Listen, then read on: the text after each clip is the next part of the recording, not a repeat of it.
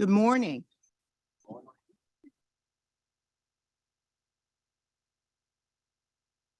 Good morning.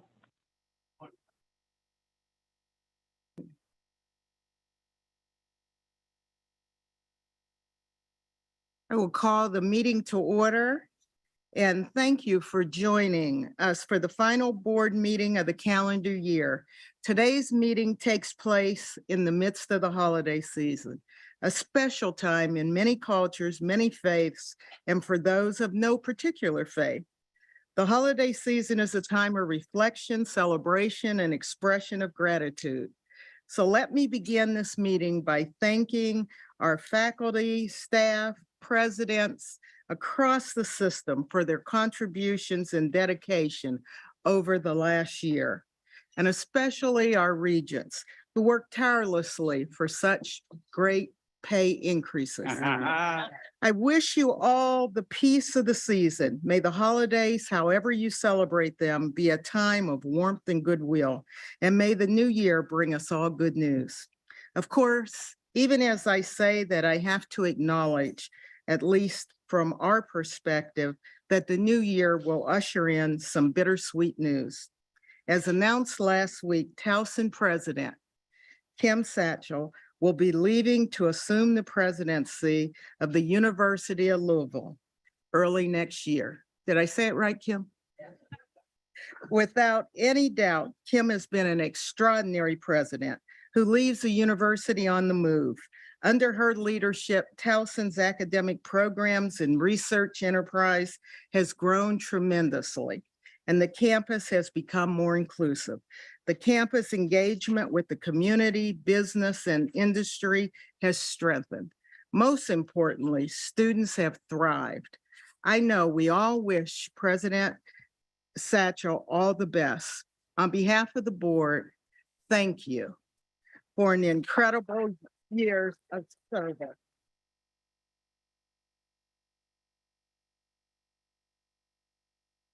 Turning to our agenda, we will first hear from Valerie Shears Ashby, President of the University of Maryland, Baltimore County. This is President Ashby's first time hosting the board. Thank you for a wonderful evening last night, and I look forward to your presentation. Following President Shears Ashby is the Education Forum, which will be presented by Chancellor Emeritus Britt Kerwin. And Britt is here, who also led the State's Commission on Innovation and Excellence in Education.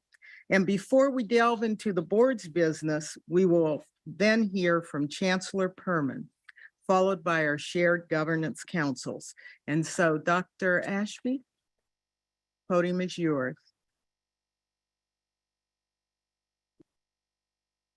Thank you so much, Chair Gooden. And also thank you to Chancellor Perman and all the regents for all of your support of UMBC. We are delighted to be hosting the meeting today, and welcome to the regents and those of you who've joined us. I have the privilege of serving this institution and saying a few words this morning about everything that we think is wonderful at UMBC. And so I will jump right in here. We are an institution that wakes up every day aspiring to live truly into our vision, which you see here on the screen. It is a bold statement that we are redefining excellence in higher education through an inclusive culture. And essentially what that means to us is that if we are not inclusive, then we know that we cannot truly be excellent.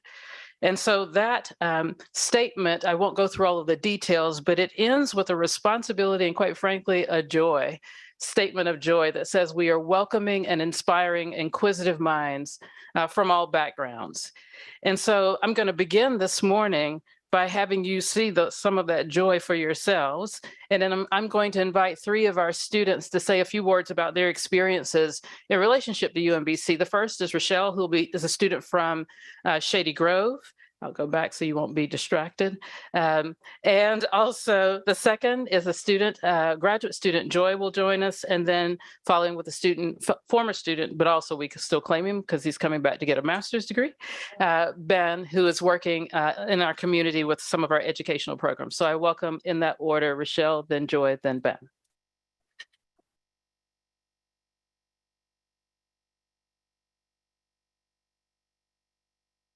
Good morning, everyone.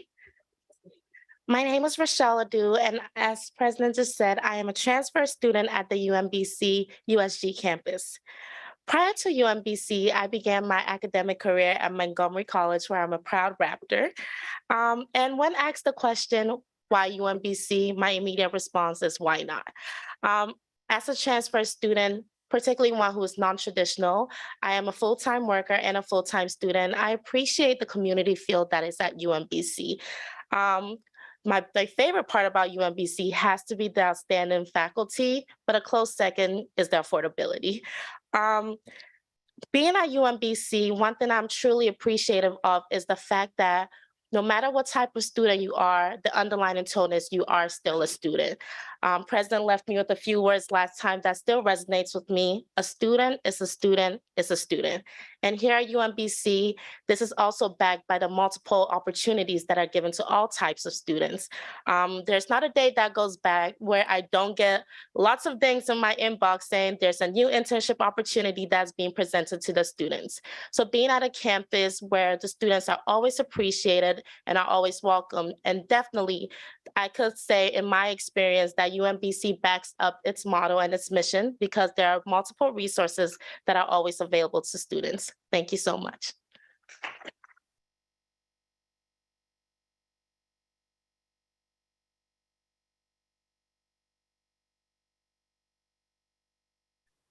Good morning, and thank you, Dr. Ashby, for inviting me to speak. My name is Joy Thames. I am a fifth-year chemistry PhD student in Dr. Catherine Celia Radke's lab.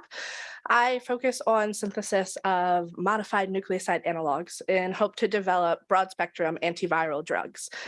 I am not a native Marylander, but I was drawn to UMBC not only to work under a strong woman leader, but also because of the rich scientific community that exists here at UMBC and in the state of Maryland. Some of the opportunities that UMBC has given me is to be a member of the Chemistry Biology Interface program in the chemistry department, which I was just recently selected as one of the NIH-sponsored fellows for that program.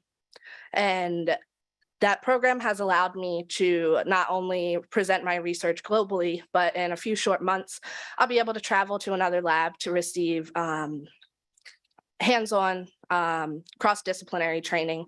And so when I graduate, I can say that I am a confident organic chemist, but also I do have training in biological sciences. I was also fortunate enough to be one of 20 students to work during the pandemic to continue the research that our lab does in hopes to find a drug that could combat SARS-CoV-2. And then most recently, our lab was awarded a large multi-million-dollar grant in conjunction with UNC Chapel Hill from NIH to continue research on broad spectrum antiviral drugs to not only combat SARS-CoV-2, but hopefully keep us ahead of the track in case of other pandemics that we may see in the future. Thank you.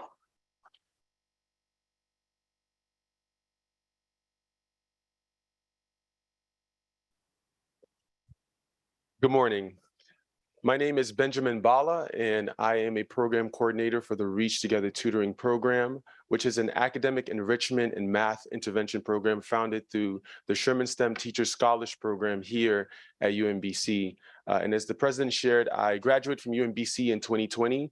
My undergrad career started in 2016, when I was inducted into the Sherman Scholars Program as a student. And to give a little bit of a background about why I'm so passionate about education and specifically what the Sherman program does here, a lot of it comes from my background as someone who came to America as a West African immigrant, born to refugees. And when we came to America, we didn't really have much. But my father, who was a Bible college professor with a seminary degree, one of the things that he always impressed about the way that we should live our lives, that we should live with an enriched mind and an enriched heart.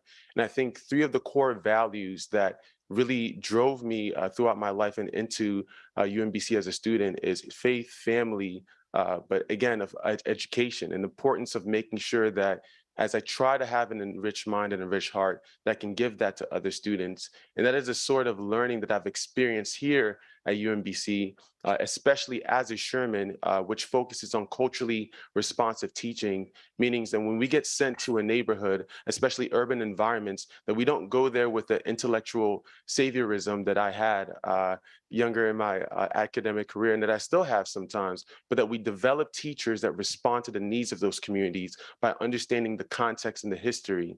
And so when I graduated in 2020, I started my master's in teaching here at UMBC, and then decided to take a break. And in doing so, an opportunity came up with the Sherman program to come back and to work, not as a student this time, but this time as a colleague.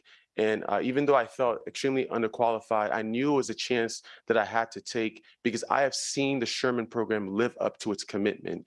And so when I do finish my first year with the program, I plan to go back here at UMBC and finish my master's because I want to be part of an institutional legacy that lives up to its words when it uses words like civic engagement and social justice and inclusive excellence. And that is why I'm proud to be a Retriever. So thank you.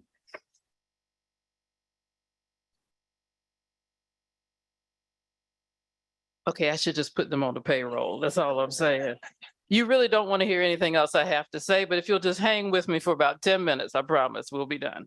And so thank you to the students. I did not tell them what to say. I promise you that. This is who they are, and this is why we are all, as Ben said, proud to be Retrievers. So I want to take a moment and say that they are, representing a student body that's about 14,000 students, of which 3,000, you saw one of our graduate students, are graduate students working on PhDs and master's programs. We have about 25% of our students that are first gen, and about 40% of our students have transferred in from about 15 different community colleges from around the state. And for those of you who hadn't seen UMBC in a while, we are not a commuter school. We have some students who do commute, but we have 4,500 students in residence. So it is a fully vibrant and active campus. I want to say a little bit here more about our teaching and learning. You've heard about it.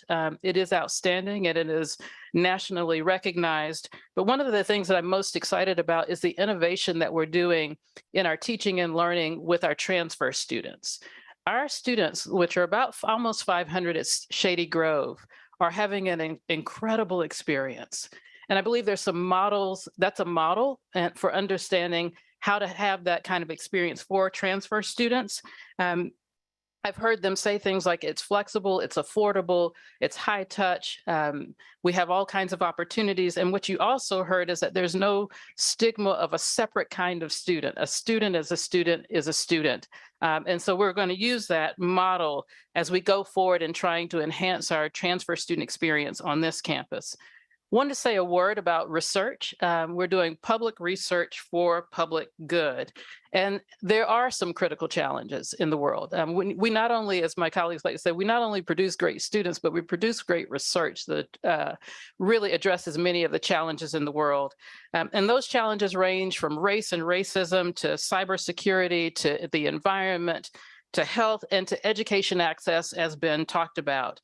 But research for the public good is a great thing, but that's not the only thing that's happening when we do research. The research is actually for the good of students.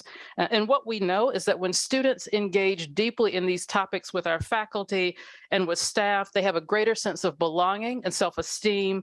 They have a more entrepreneurial spirit and entrepreneurial thinking.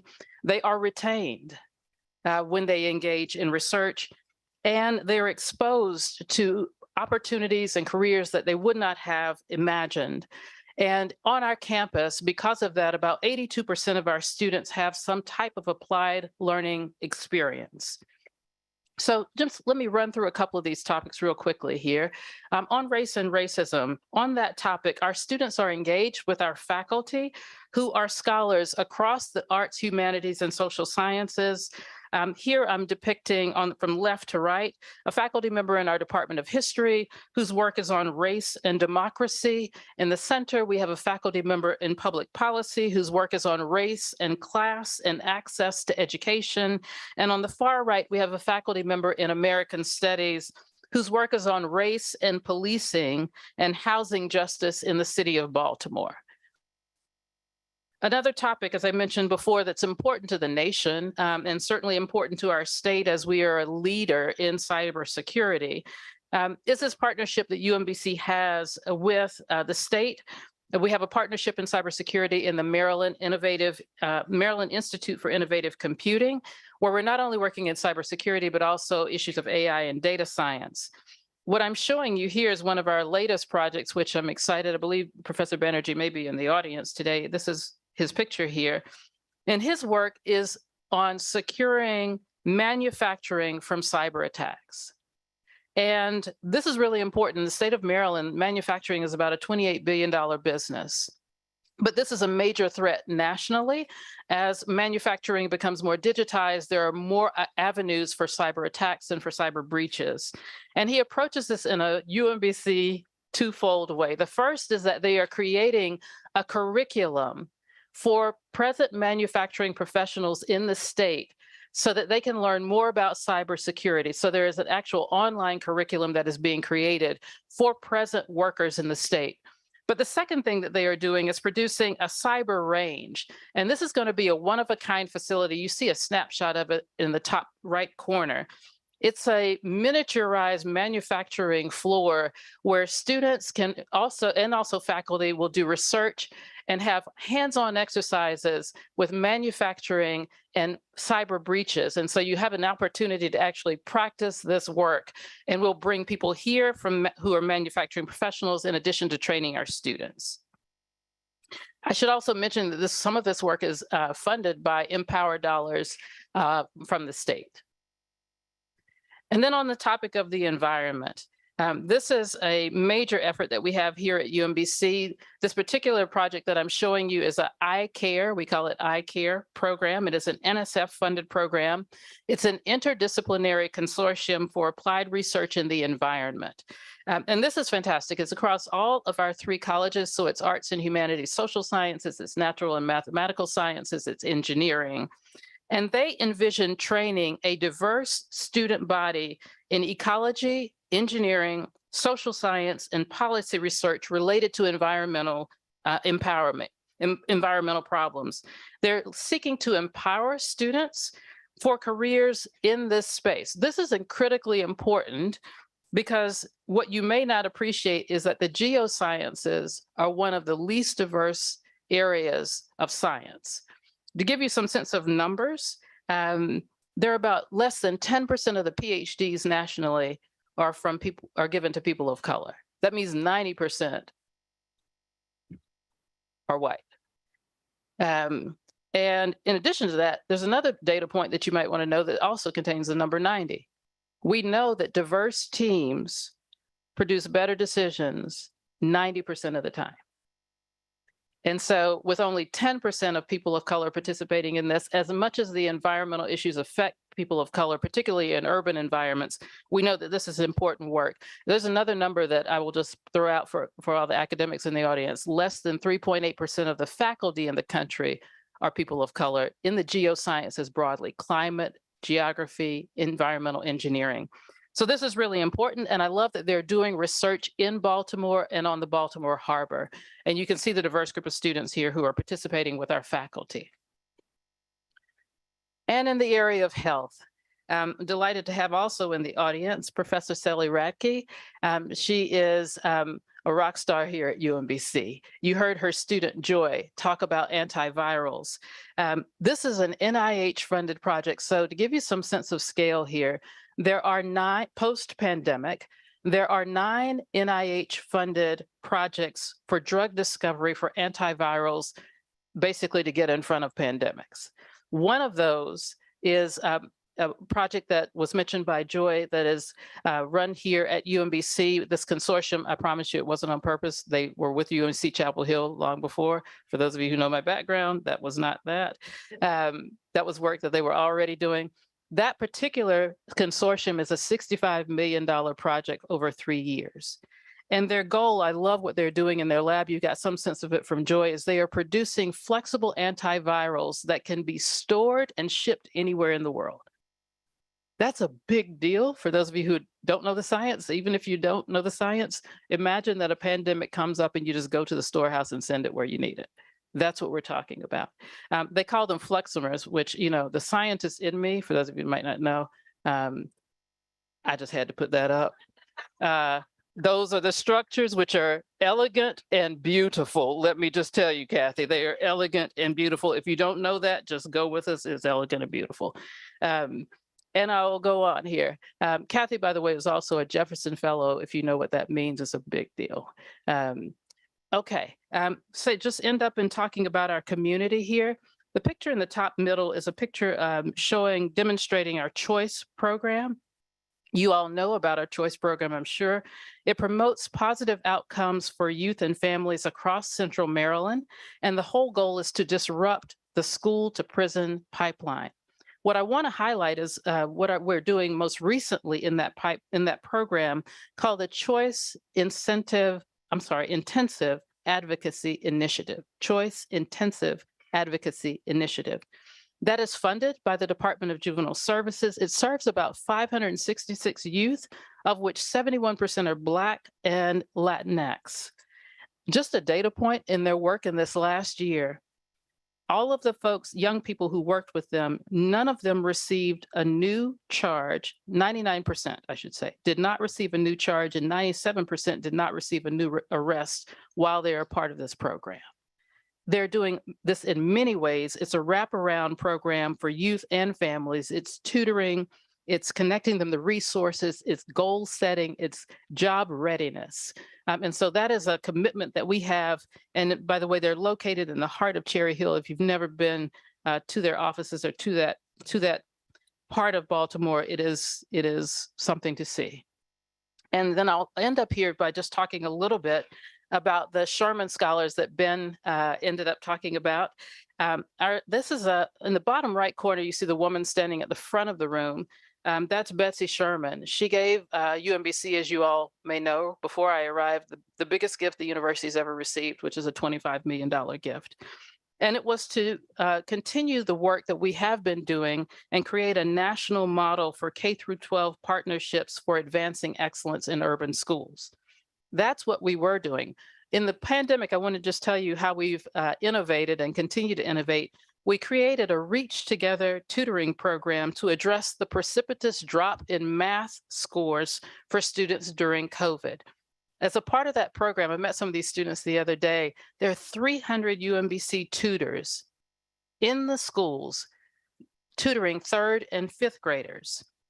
They've given already more than 10,000 hours of tutoring to address these issues. And let me tell you where they are, which is the highest impact to me.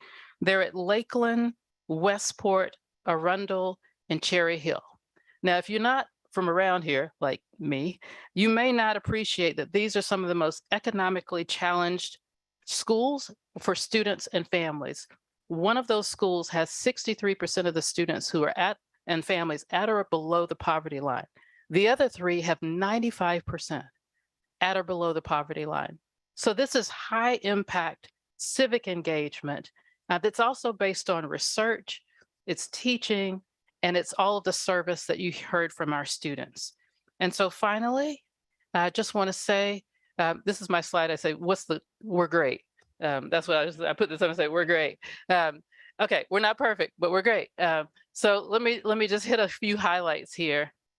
We continue to rank #1 for producing Black and African-American undergraduates who earn MD PhDs. That has been a number that has been sustained over the last 20 years.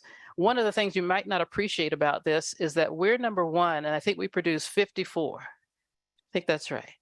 #2 is Harvard. They produce 22. They produce 22 out of hundreds of students who go on. We produce 54. Our number is 58% of our students are Black who go on, of our MD PhDs are Black. Their number is 5%. I'm just, sometimes you got to pick on Harvard. They can take it. They're big. They can take it. I also want to point out here the Black baccalaureates who go on to get PhDs in the life sciences, in mathematics, and in computer science, really important. And also, boy, I don't want to go through all of this, but I'm just going to hit a couple of highlights here. 91% of our students are employed or pursuing a graduate degree 6 months after graduating. 72% of those awesome students that you've seen end up employed in the state of Maryland. Also want to highlight a couple of collaborations here, particularly with UMD. One is the NIH First Grant, and this is to diversify faculty in the sciences. And so that has been an effort, UMB, I'm sorry, I said UMD, UMB to increase faculty diversity. That's a relatively new grant. And on the left, this is a partnership here on climate and data science that's led by UMBC. And then finally, I'm just going to shout out my students here. I'll go to the middle, America East Champions. That's our volleyball team, our women's volleyball team. This is their third, yes, please clap for them. This is their third consecutive America East Championship.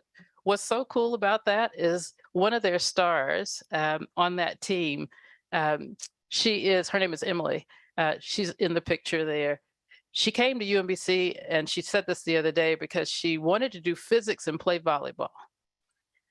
And she couldn't figure out where she could do it. And she's about to graduate and she's gonna get a PhD in physics. And she's a rock star and she's about this tall, an amazing volleyball player.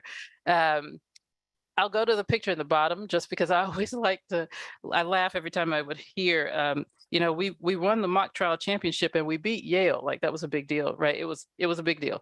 But we continue to play what I call intellectual games here at UMBC. And in the top corner, really proud this year that our students won the national chemical engineering Jeopardy national champions. I mean, this is UMBC. This is 100% UMBC. So thank you all. I appreciate you listening. And thank you to our amazing students who represent us so very well. Thank you so much.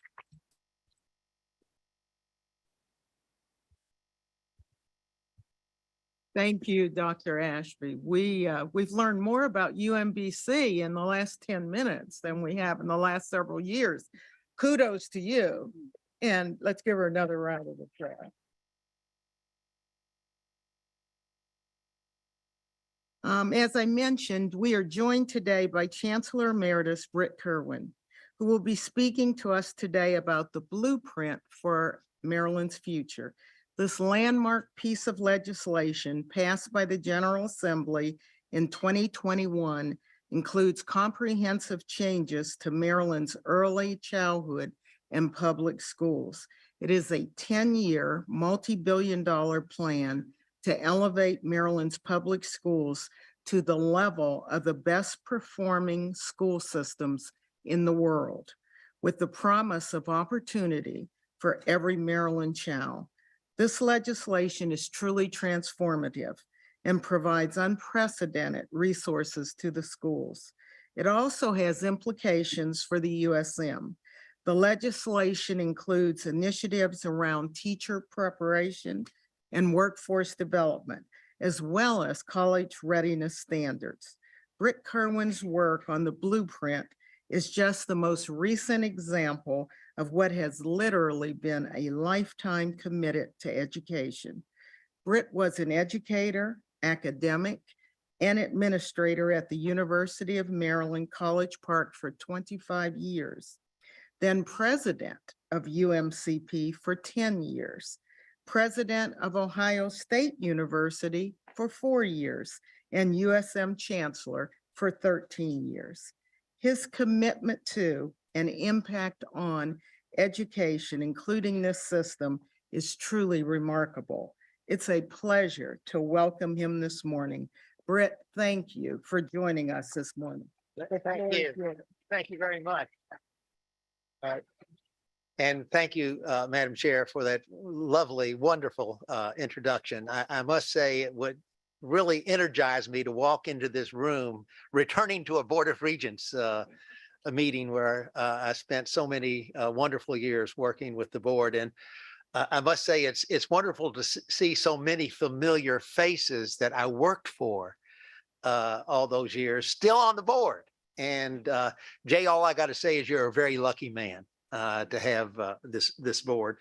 And I must comment, President Ashby, that was such a phenomenal presentation. Thank you.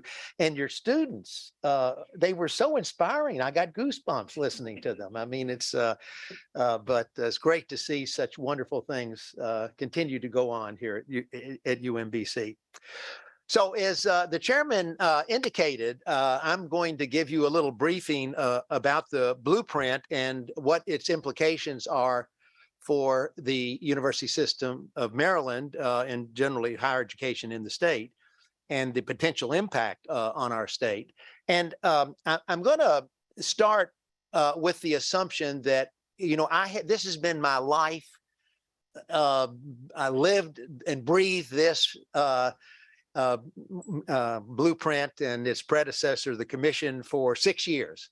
I'm going to assume that the rest of you maybe aren't quite as enmeshed in what the blueprint is, and it may be a rather amorphous term to you. So I do want to give a little first primer on what is the blueprint and how did we get here. So the blueprint actually started in 2016, right after I'd stepped down as chancellor of the system. And I got a call asking if I would be willing to chair the Commission on Innovation and Excellence on Education, a pre-K commission that would last 1 year. And I've been invited to do this by the governor, Governor Hogan, and the General Assembly.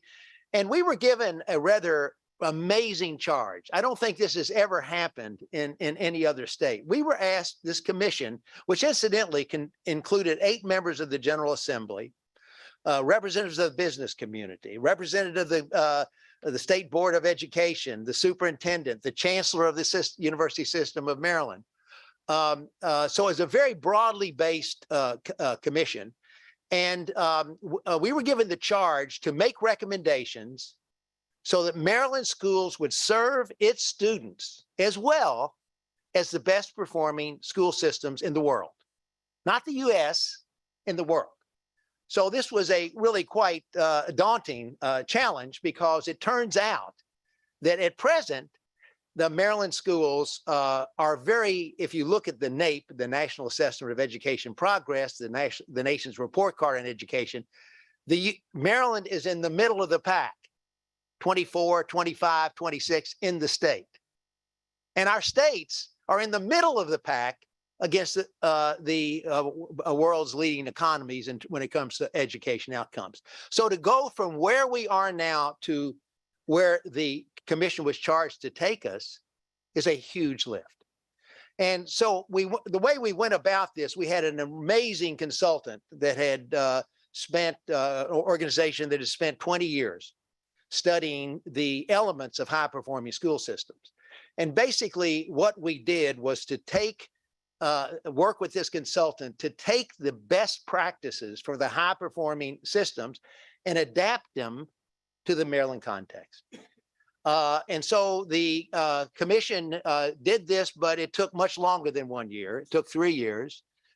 We had to do at the request of the General Assembly, a detailed cost analysis and cost estimates for the recommendations. And we completed our report in 2019, the end of the year in 2019.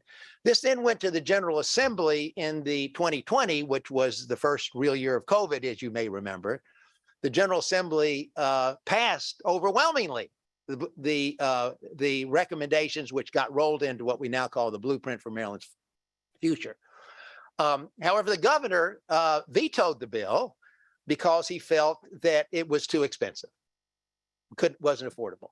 However, the General Assembly reconvened, and the General Assembly was gone, so they couldn't do anything about the veto at that point. So they came back in 2021 and overrode the veto, and so it is now the law of the land. So what is in the blueprint? What is it trying to do? Well, as I said, we studied the best performing school systems, took their best practices, adapted them to the Maryland context, and there are basically 5 pillars in the blueprint. The first is a very significant investment in early childhood education. That will include, for example, preschool, high quality, full day preschool for all 4-year-olds in the state, free for low income students.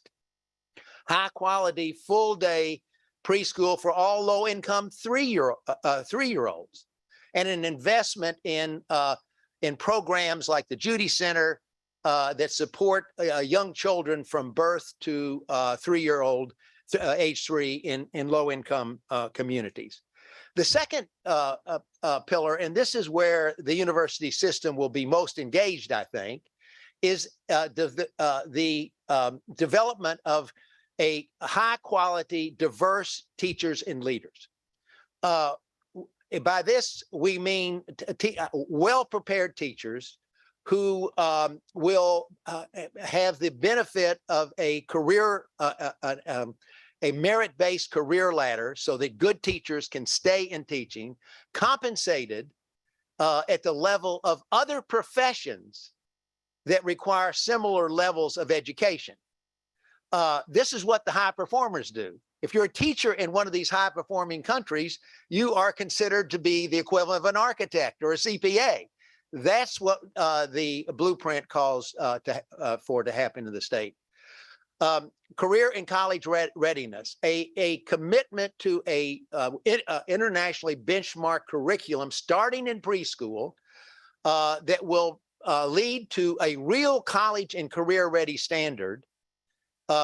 And the goal is to get the vast majority of students to that college and career ready standard by the 10th grade. And then in the 11th and 12th grade, they can follow multiple pathways. They could take advanced placement, international baccalaureate would be one pathway. Early college would be another pathway, so that kids could gain a lot of credits, maybe even a 2-year degree before they finished high school. And then the third pathway is a rigorous career and technical education pathway leading to an industry certified credential. There are scads of jobs out there, well-paying jobs. Not every kid needs to go to college to have a very successful career. The fourth pillar is resources so that all students can be successful. One of the things we discovered as we did our work was, to our shock, and it was everybody's shock, even the members of the General Assembly and the staff, that Maryland is a regressive state when it comes to funding equity for schools. Nobody expected that. Everyone thought the Thornton Commission had fixed the funding equity issue, but it in fact had not. So the fourth pillar is a significant investment in resources so that all students can be successful. And a major way this will be done is by the creation of a large number of so-called community schools, which serve low-income communities. So a community school would be a school where 50% or more of the students come from low-income families. Those schools will have additional resources in academic tutors, after-school academic programming, summer programming, and social services brought into the school to support those children. And then finally, and this is really important, accountability. All this sounds wonderful, but how do we know it's going to happen? And so the blueprint includes the creation of a new entity in the state called the Accountability and Implementation Board. It's 7 individuals who are given the responsibility and authority to ensure that everybody does what they're supposed to do to make the blueprint work. And you will be pleased to know, if you don't already, that the chair of the AIB is your very own Ike Leggett. And he is not here today. I happen to be the vice chair of the AIB. We have a retreat today. And that's where Ike is. That's why he is not with you today. But Ike is the chair of the Accountability and Implementation Board. But this board has fiscal authority. It can direct LEAs, any entity involved with the blueprint, to ensure that the recommendations of the blueprint are faithfully implemented and that we are getting the results we want to see. And if that doesn't happen, the AIB has the authority to direct change in entities that have not lived up to the expectations of the blueprint, even to withhold funds until that happens. So there is real teeth in this accountability, and that's super important. Okay, so what's happening now? We now have the blueprint. The AIB has just completed its the 10-year strategic implementation plan. This is a master plan that tells every entity involved in the implementation what it is they are expected to do over the next 10 years. As I say, it is a 10-year implementation plan, and there are significant resources involved in the 10-year implementation. At the end of 10 years, the state will be investing something like something over $4 billion, which will be shared by the state and local jurisdictions. There have been a number of different funding streams created by the General Assembly and the state to provide support for these funding increases. One other point I would make, I mentioned that the General Assembly, eight members of the General Assembly were on the original commission. They include the current president of the Senate and the Speaker of the House. So the blueprint is their plan. They own this plan. There is a deep commitment from the General Assembly to the success of the blueprint. And I must say that the incoming governor has also spoken in glowing terms about the blueprint and how important he thinks it is for the future of the state. Okay, now to the question you asked me to answer. What is it? What does all this mean for higher education? What are we going to, what does how will it affect you? Well, the first thing is it will require programmatic changes. And the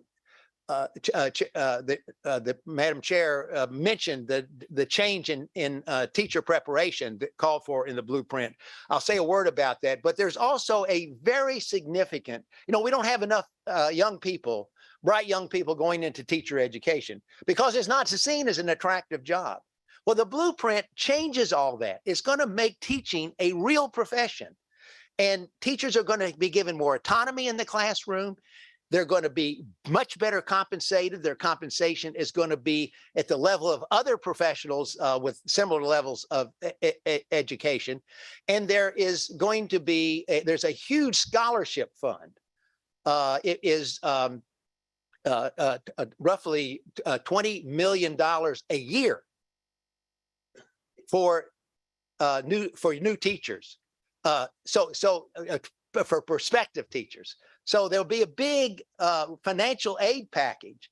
This would support some 900 to 1,000 young people each year, full ride, to go to one of our institutions for a teacher prep program. There's also going to be a very significant marketing campaign down to the middle schools, talking to young people about the new paradigm in Maryland with teacher education, what an exciting position this can be, and to help generate more. So one thing that we'll see, I am confident, is a significant increase in our teacher preparation programs, which would be very much desired.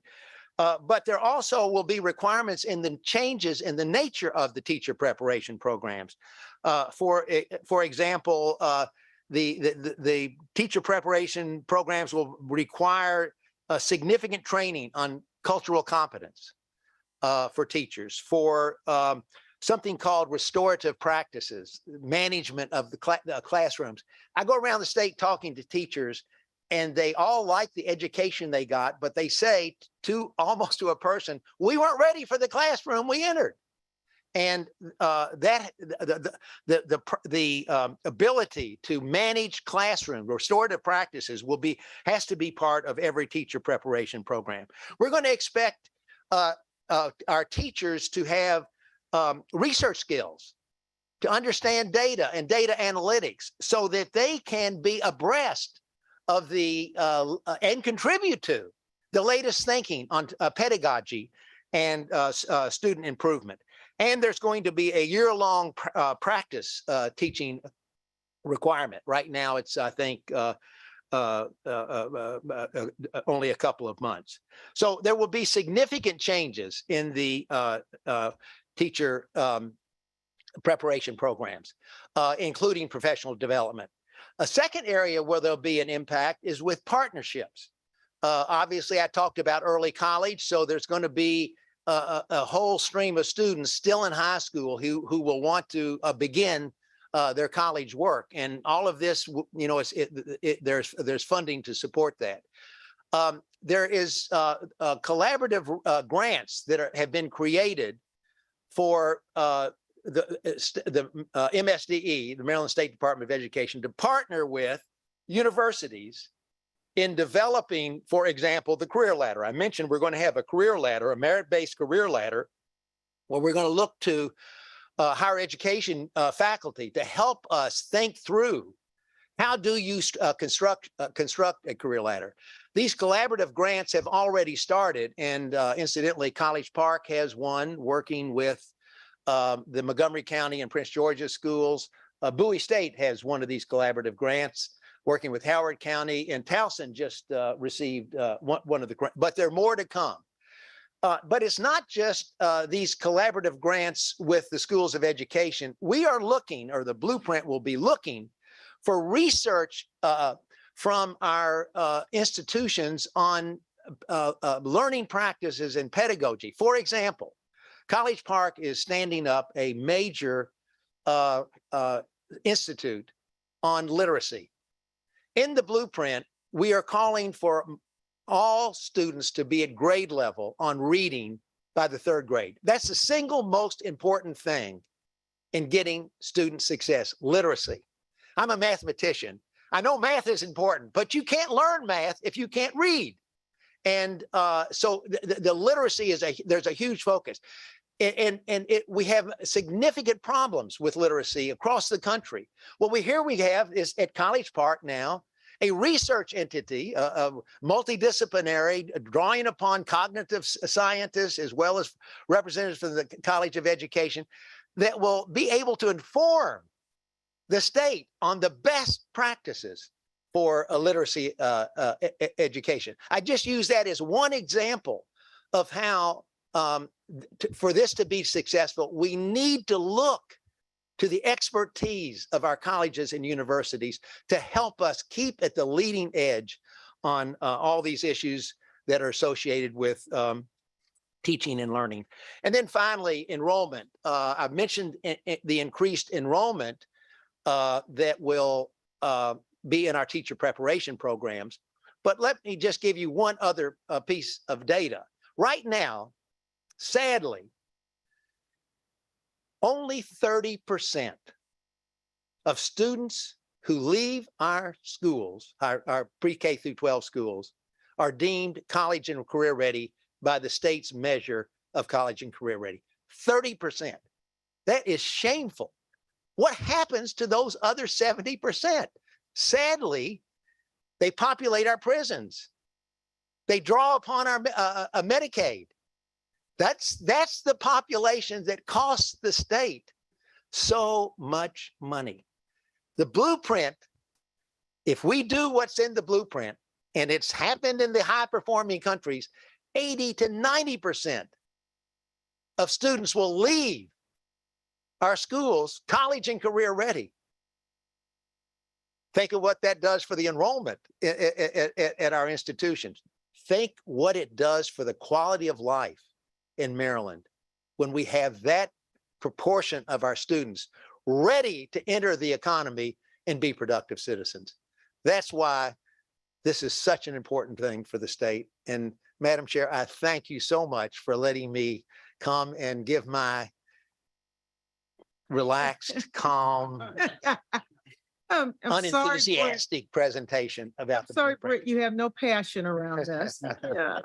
Joseph, thank you so much. Okay. Wait, Britt, wait. You know we have questions. Okay, good. I love All it. right. And so, Mike,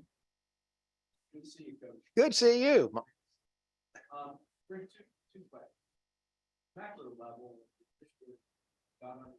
Right. Right. Right. Right. Yes. No, it didn't. But we have it was a school choice.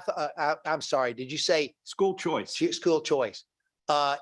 charter schools, Yeah. non-public, Well, now all the above. charter schools were on the table. There was a discussion. The state has a process for approving charter schools. So we did not make any recommendation on the commission made no recommendation on changing the state's current process for selecting charter schools. I mean, we have, I don't know, Yeah. 70 or 80, maybe 100 in Baltimore. And I just talked to Alvin Thornton. He said, who lives in Prince George's County. He tells me there's 30 or 40 charter schools in Prince George's County. So there is a process Good. for creating charter schools in the state. And we did not make any recommendation to change those. Good. The second question real quickly is, I like the word alignment, Yes, because I've always believed I that do until you have too. alignment, you can't have success. right. And I can't think of a more diverse group that needs to come together to be able to, let's just say, be competitive in the United States. Yeah. Forget about the world. Wouldn't you like to be just in the top 10% of the United No, States? I'm looking at the world. I'll take the United States top 10. So I'm thinking, Britt, about everything from General Assembly, Secretary of Education, superintendents in the jurisdictions, school boards, parent organization, teachers unions, Mhm. AIB. Right. I mean, who's in charge? Well, I mean, this needs a czar, well, somebody I would say because they aren't in alignment. well, I respectfully disagree. I think there is a huge amount of alignment. We're having a joint retreat with the State Board of Education as we speak. The superintendent came to the AIB, yesterday's AIB meeting. We've been working very collaboratively with the Good. AIB.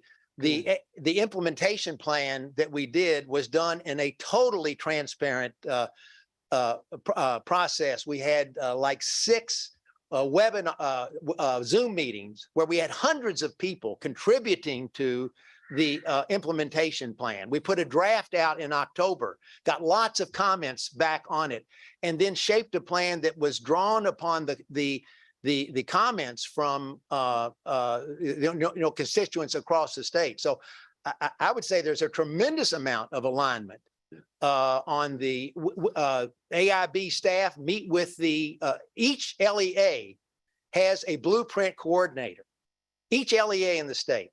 Our staff meet on a regular basis with all those coordinators to work through the details of the implementation. So I think, and from everything I can see, there's a tremendous amount of alignment and enthusiasm and a, total commitment from the General Assembly and the incoming governor. Good. Thanks, Britt. Jay?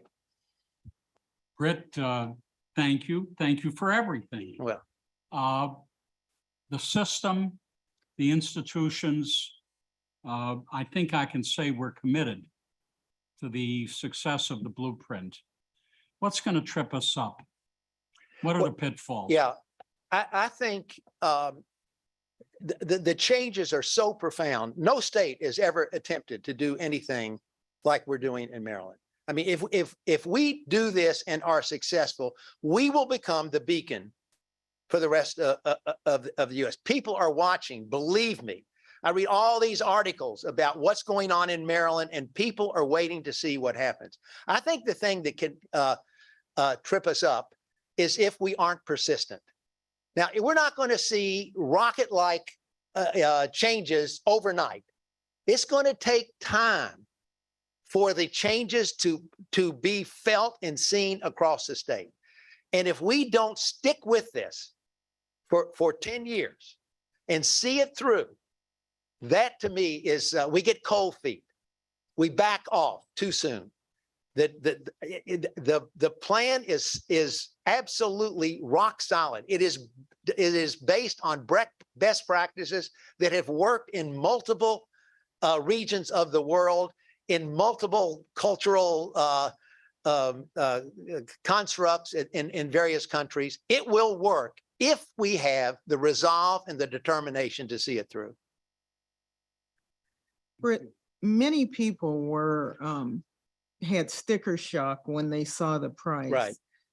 Has there been any work done on the other side of the equation in terms of the savings? If in fact you can get more students through college, you can get more students in jobs, you can Right. in fact get less children on benefits. Right. Thank you for that question. That is such an important question. So an independent group, not associated with the commission, not associated with the General Assembly, a group of business leaders hired a consultant. The consultant was Anabar Basu. I think many people know Anabar. So, and his operation was given the charge. Let's say the blueprint is successful. Let's say we meet these goals. What would it mean to the state? And the amazing thing is the ROI is unbelievable. And it's unbelievable because incarceration rates go way, way down. Medicaid investment by the state goes way, way down. Within 10 years after the implementation, according to this report, I had nothing to do with it, there is a positive return on investment for the state. That's what we have to keep focused on. Yeah, that makes sense. Yes. Bill? I've been reading in various publications that our incoming governor is actually so excited about this program, he wants to accelerate the timeline. Well, I think it will be difficult. First of all, the incoming governor is very enthusiastic about it. I've been at various meetings where he's called it out and said how important it is. And in a way, his campaign motto was leave no one behind. Yeah. Well, in a way, that's what this is all about in terms of education. And so I would hope it could, there could be some modest acceleration, but these are difficult things to do. You were talking about changing the teaching profession. And it's going to take a number of years before these better trained teachers become dominant in the classroom. So, and it's going to take, this big investment, this is early on in the blueprint timeline, the big investment in preschool. Well, it's going to take a while for those kids to get to kindergarten and start moving up where we can actually measure the progress. So, possibly it can be accelerated, but I think if we want to do this right and do it systematically and get to where the other high performers are, it is going to take a significant amount of time. And I just hope the staying power is there. I mean, I'm encouraged that the governor is so enthusiastic, and believe me, the General Assembly owns this. This is their plan. In many ways, because as I say, the leadership of the General Assembly was involved in this development. So I have high hopes that the persistence will be there, but I think that's the great risk, Jay, that we face. Britt, thank you. Okay, thank you very much. Great honor to be with you all today. Thank you.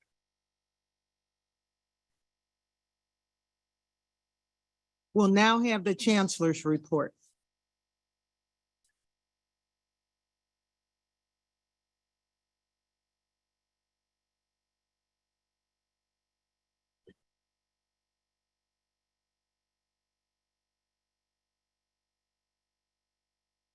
Well, thank you, Chair Gooden. What an honor it is to have Chancellor Emeritus Kerwin with us today, talking about his namesake commission and the landmark report that it generated. Britt, it is fitting that the blueprint will forever be linked with your name. As we close out the calendar year and prepare to celebrate the holidays, I do have to revisit some news that the chair shared with us today, that I think all of you know, and that we're not in fact celebrating.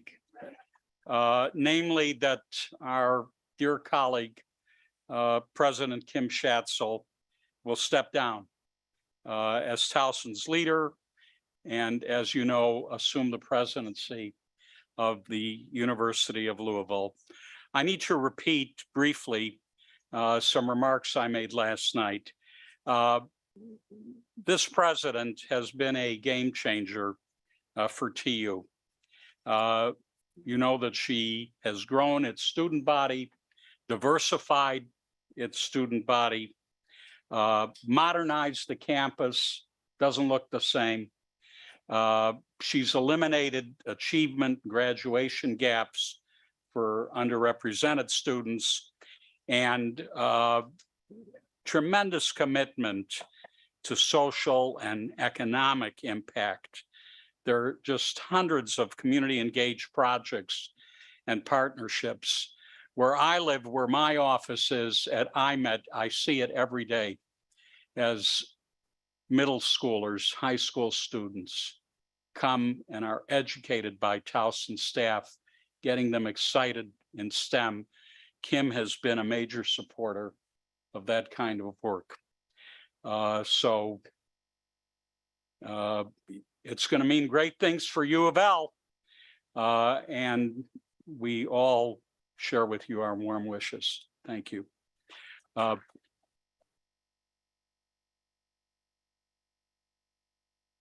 I also thank Provost Melanie Perot for stepping in to serve as Towson's interim president as we launch a national search for a worthy successor to Dr. Schatzel. And then continuing with thank yous, I thank our hosts this morning and last night, UMBC and President Valerie Shears Ashby. Dr. Ashby's leadership comes at an exciting time for UMBC. Shortly after last month's midterms, the All-In Campus Democracy Challenge named UMBC one of America's top colleges for student voting. I need to point out it was one of 4 USM schools recognized, together with Towson, UBalt, and College Park.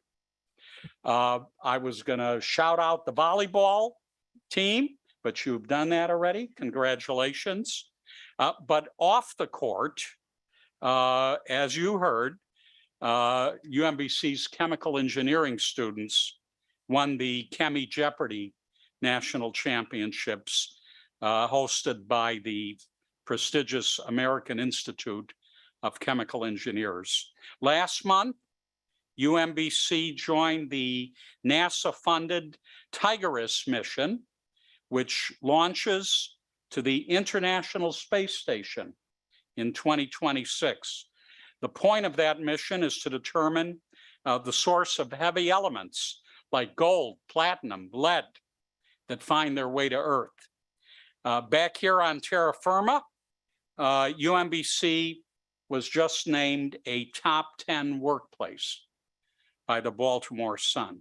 That's a big deal. That's important. It's the 8th time UMBC has won the honor. That is a powerful endorsement of this university's climate and culture. Congrats, Valerie.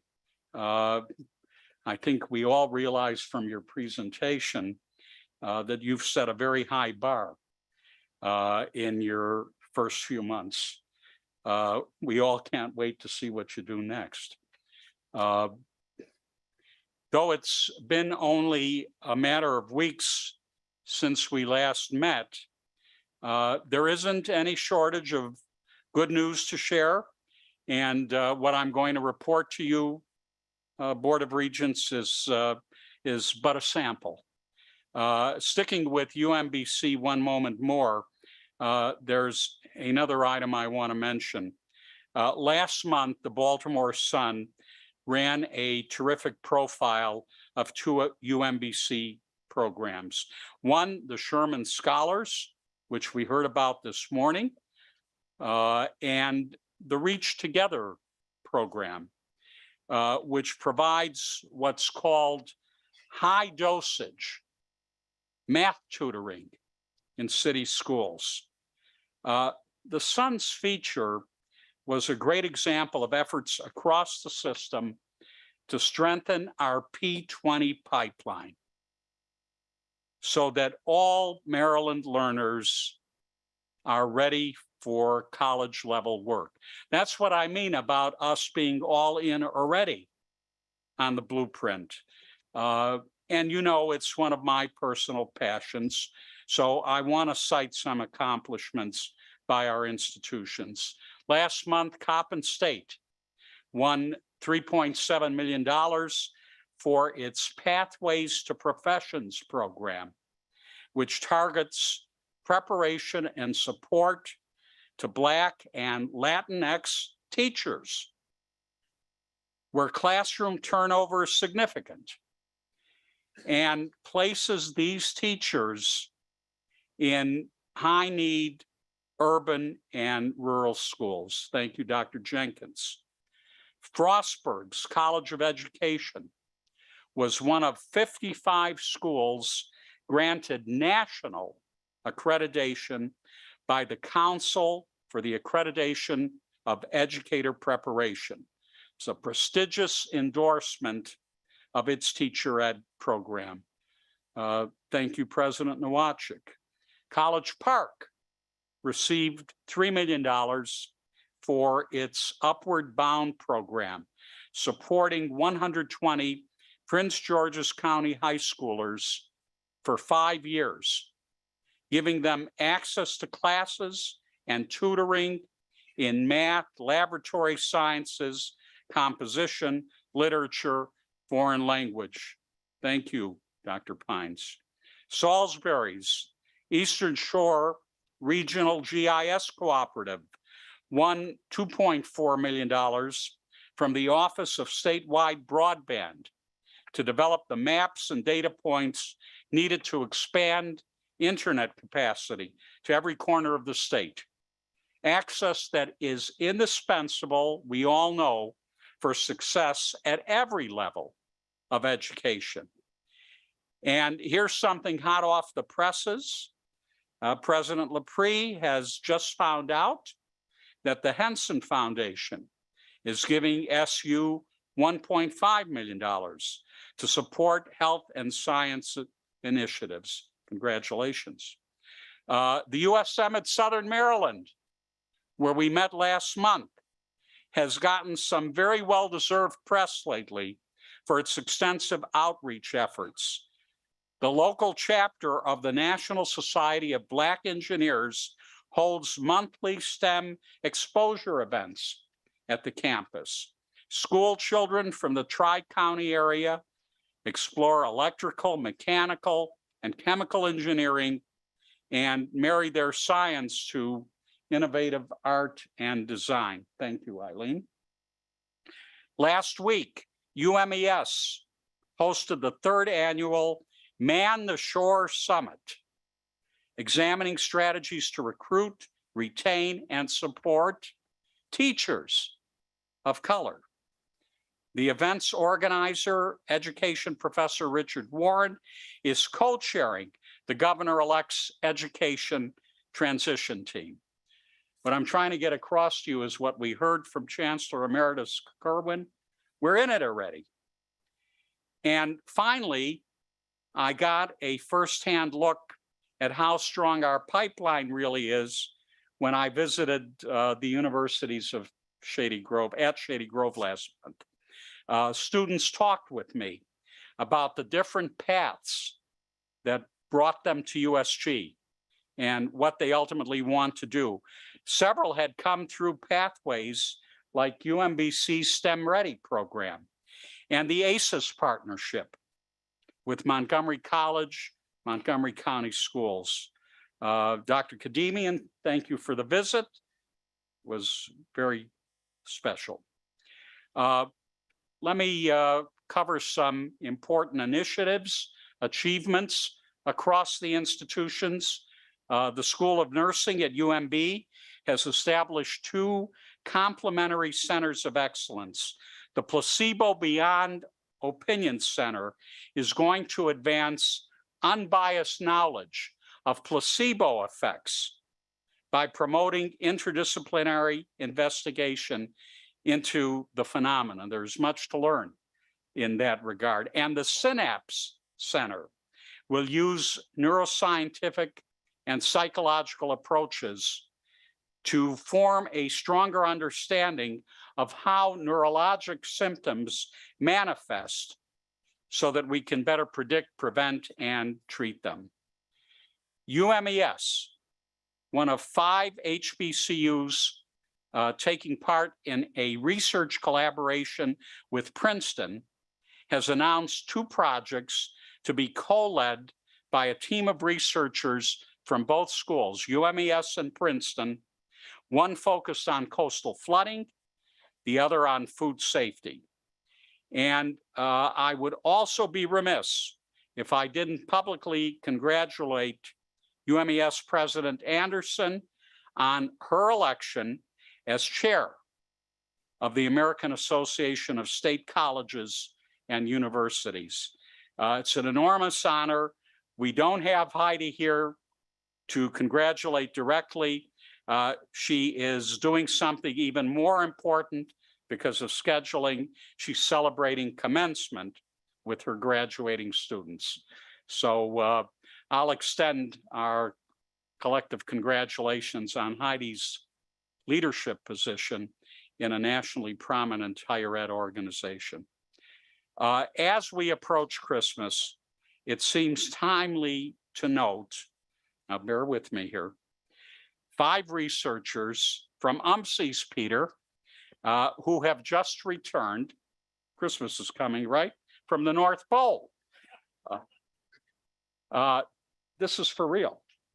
Dr. Lee Cooper and Dr. Jackie Grebmeyer, both Arctic veterans, led the UMSI's group on a 2-month expedition as part of an international survey assessing the state of the Arctic Ocean, which we know is challenged with climate change, reducing sea ice, warming our northernmost waters. Peter, tolerate this. I hope they got a warm welcome home. More important, yes. Thank you, Dr. Boffman.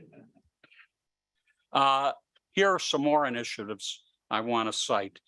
College Park, our flagship, has launched the Center for the Study and Practice of Violence Reduction, part of the I-20 initiative on 1 to 20 initiative on gun violence.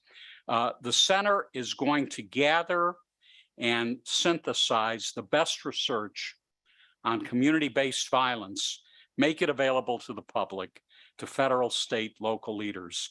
Knoxville, Tennessee was just chosen as the first city to partner with the center. Again, thank you, President Pines, for important work. College Park's Quantum Technology Center is partnering with the US State Department, helping the agency understand how quantum technology will reshape world economies, global militaries, and how we can best protect US national interests as that happens. Last week, Deetra Trent, Executive Director of the White House Initiative on HBCUs, visited Bowie State to see what all the noise is about at Bowie State, good noise, to talk with students and tour the entrepreneurship living learning community, which I know firsthand is a treat. And just a couple of days ago, NBA star Kevin Durant put some celebrity shine on BSU's name, giving $500,000 to Bowie's athletic department. Congratulations, Aminta. UMGC has launched 2 new marketing certificate programs, one in digital marketing, one in multicultural marketing, to help students navigate a field that's been totally reshaped by data, technology, analytics. And I also have to share that UMGC hit a very significant milestone this month. 100,000 alumni living in Maryland. We may call it global, but 100,000 alumni living in Maryland. UMGC, we need to keep in mind, is central to advancing social mobility, building wealth for those who will serve and strengthen the great state of Maryland. Thank you, Dr. Fowler. With the grand opening last month of TU Cyber Center, Towson is advancing its national leadership in cybersecurity education, interdisciplinary research. Towson is one of 21 U.S. universities designated a National Center of Academic Excellence in cyber operation. And this center builds on that prestige. And then there's this other cyber powerhouse, UMBC, which is growing its cyber training that you heard a bit about with a $1.2 million DoD grant. That grant expands CIMOT, which helps the manufacturing workforce, and you talked about this, protect the sector from threats. So thank you for that, Valerie. Bruce, I understand that the School of Medicine at UMB is partnering with UMBC to develop a device that could prevent overdose deaths in real time. It's a non-invasive CO2 monitor that more effectively detects and reverses opioid overdose, which is such a curse in this country. That project was just awarded a large NIH grant. And coming back to College Park, top 10 university for entrepreneurship, named by the Princeton Review and Entrepreneur Magazine. UBalt's RLB tutoring program has won the highest level of certification by the College Reading and Learning Association, considered the gold standard for academic support programs. Certification is the culmination of a goal that was a dozen years in the making at UBalt. So congratulations, President Schmoke. And Bowie State, we just heard about this in the last couple of days, is going to partner in a $3.2 million USDA grant going to Prince George's County.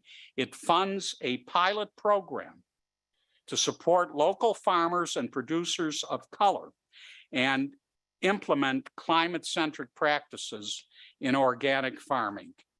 And back to the U.S. News and World Report, it has shined a light on gender diversity at UMB's Carey School of Law.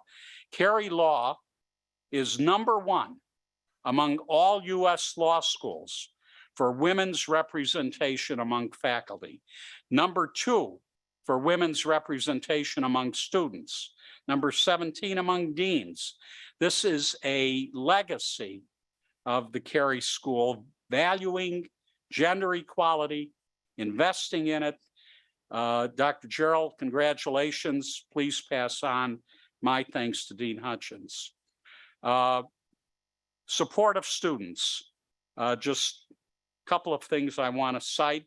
Salisbury University announced that it's doubling down on its commitment to affordability with a 21% increase in merit scholarship funding next year. 95% of SU students receive some sort of financial aid. Thank you, Lynn. And then the USM at Hagerstown. I always try to mention this event. Just hosted its annual Elizabethtown Feast and Frolic Gala, raised about $50,000 for student scholarships. But I also want to point out that our very own Joe Boffman was knighted. It's Elizabethtown, you know, knighted for her years of service to the region. This is serious, to the regional center and its student. Where is Larry? Larry, I need you to know that Joe's knighthood that you conferred on her is only her latest title, because we already hold her up as a saint. In my written report, Regents, I give some examples of how our universities have embraced the holiday spirit, centering generosity and compassion in their work, being of service to their neighbors. Of course, I can't recount them here, but I will say that empathy and grace and humanity define our universities and our USM family, not just during the holidays, but all year long. And we are grateful for the collective kindness. Before I end, just a few more things to share. Look, we all know about what's been deemed the triple-demic, gaining steam this winter in our nation. The collision of COVID and flu and RSV. Anybody who thinks it isn't real needs to talk to us about what's going on in our hospitals. So we continue to urge everyone on our campuses and our communities to remain up to date in their vaccinations. Of course, having been through COVID, we're better prepared as a system than ever to meet the challenge. And here I must acknowledge another departure that's bittersweet for us. At the system level, I think we all recognize there are two people who've been largely responsible for leading us through COVID. You know, one of them, Dr. Joe Boffman, is retiring in March. The other person is Dr. Kate Tracy, who's leaving the USM and UMB to become a associate dean for research and a professor of medicine at the University of Vermont Larner College of Medicine. I want to, on all of our behalfs, thank Kate for her leadership, her scholarly approach, which calmed us down during such a challenging time, and publicly say we'll miss her greatly. And finally, as we close out the calendar year, thank you for your indulgence, by the way. I want to express my gratitude for everyone's collective work here in this system and what it does. In my holiday message, I say that in each of our missions is the power to shape the future. And in that way, we don't merely inherit this world of us, we build it, we rebuild it, we forge it together with 40,000 faculty and staff that we have the good fortune to employ. We do that with the 43,000 students we graduate collectively every year, with the 160 plus thousand learners we enroll, with 1 million plus USM alumni living and working around the globe. So make no mistake, we are the architects of our future. And I need to thank you for the brilliant, beautiful world you make every day. Madam Chair, this concludes my report. Thank you, Chancellor. Any questions for the Chancellor? Okay, seeing none, we will move on to the report of the councils. Our first is the Council of University System Faculty, Dr. Brewer.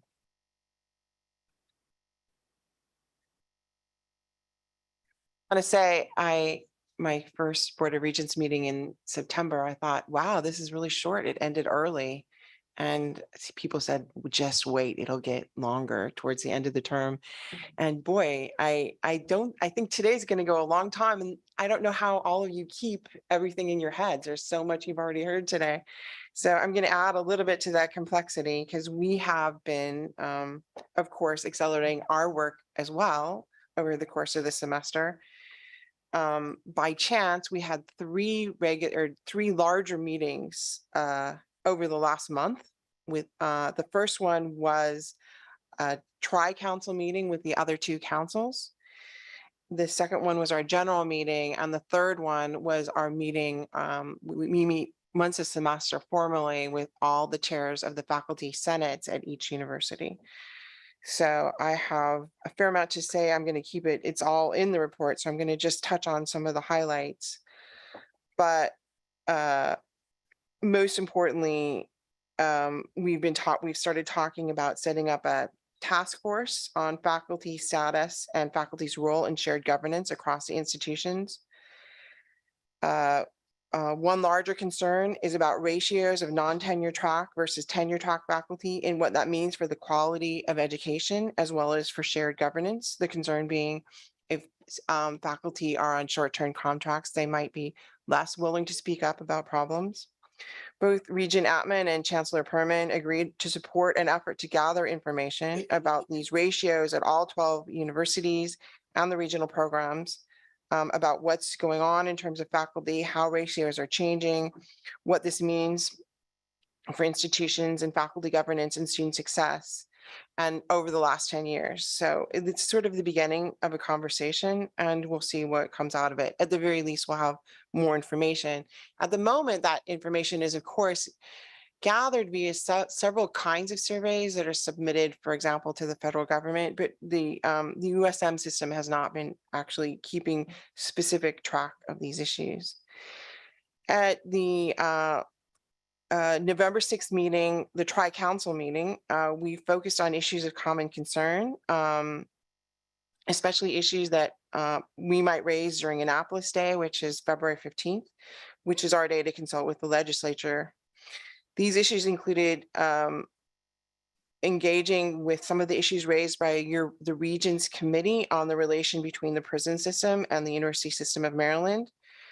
And we discussed issues including but not limited to increasing prisoner access to classes, internships, and the entire strange relationship between one prison manufacturing site of furniture and the state law that requires USM as well as other state agencies to purchase such furniture with few exceptions. You might or might not know that virtually all the furniture that you're sitting in right now was manufactured by prisoners. And they do get paid, but a relatively small amount of money. And there's questions about whether or not, I mean, there are issues coming from staff about how difficult it is sometimes to purchase such furniture, long waits, little choice. But there's also fundamental questions about what is this system we've set up and is there enough oversight? And there might well be. It's just that this is something that the faculty, staff, and students are all aware of. And we're wondering how this interconnects with the Regents Committee on internships and education, all of which we think is super important. The other issues that we paid more attention to is whether to make recommendations about changes in collective bargaining policy to the legislature with respect to especially graduate students, but also potentially faculty and staff. The final issue of the joint councils was on mental health and how the pandemic and its after effects have created issues for all groups, faculty, staff, and students. Faculty and staff have often had to assume extra burdens as colleagues have quit and retired. And I think this is something, by the way, I don't have a sense of the whole. We'll probably have a better sense after some of this data comes in. How many faculty, and I mean, from my perspective, faculty especially retired over the last few years. They didn't want to teach with new modalities of learning. They were older, didn't want to risk their health. This is a larger phenomenon that we need to be paying attention to. And we were also really pleased to welcome both Regent Atman and Chancellor Perman to join us, and who, as well as Vice Chancellor for Legislative Affairs, Patrick Hogan, and Andy Clark, Patrick Hogan, the Vice Chancellor for Legislative Affairs and Associate Vice Chancellor respectively, Patrick Hogan and Andrew Clark, sorry, didn't say that right. At our general body meeting, we talked a lot about, we heard from a speaker on open access, as well as also from the Chancellor.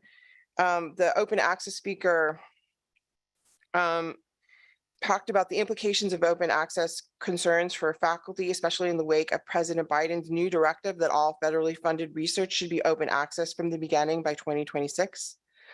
The larger issue is that so many academic publications are closed access or in fact copyrighted with expensive fees, so that it is difficult to access material for students and faculty, and it is not only consuming library budgets, but also limiting what students and the general public have access to in terms of the work of scholars at all of our universities.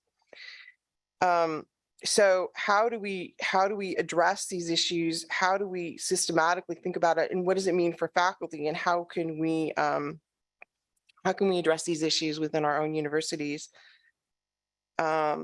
These are some of the key issues. I know at College Park, for example, right now, 97% of our library budget is used just on journal subscriptions. That means little money for books, little money for databases, et cetera.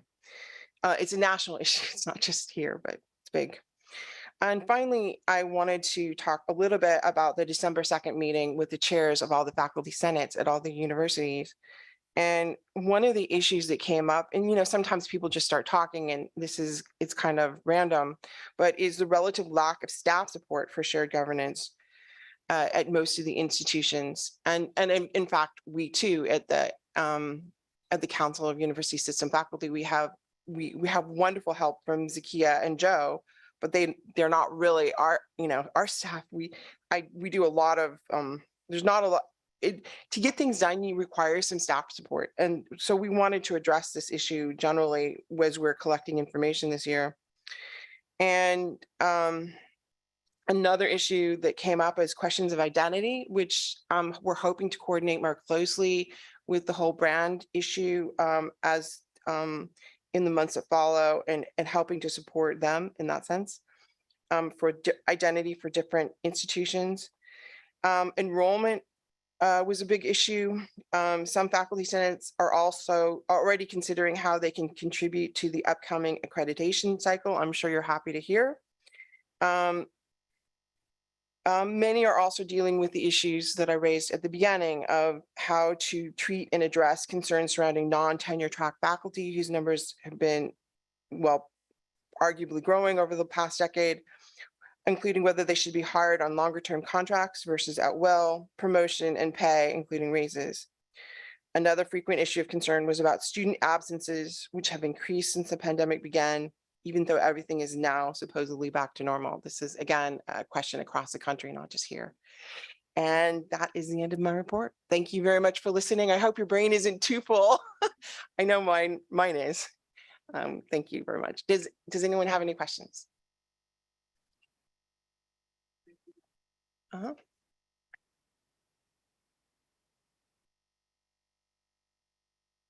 Of University System Staff by Dr. Patricia. Good morning. Good morning, Chair Gooden, Chancellor Perman, Board of Regents, University Presidents. Thank you for having us again today.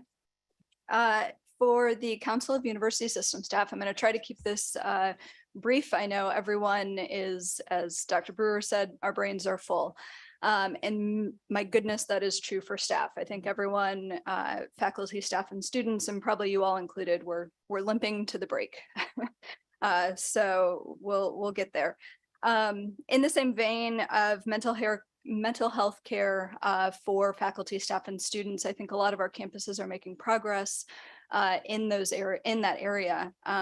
One of the things that CUS is actually also looking at is the opportunity to have an ombuds representation on all of our campuses. And so that's something we're going to be looking into over the coming weeks.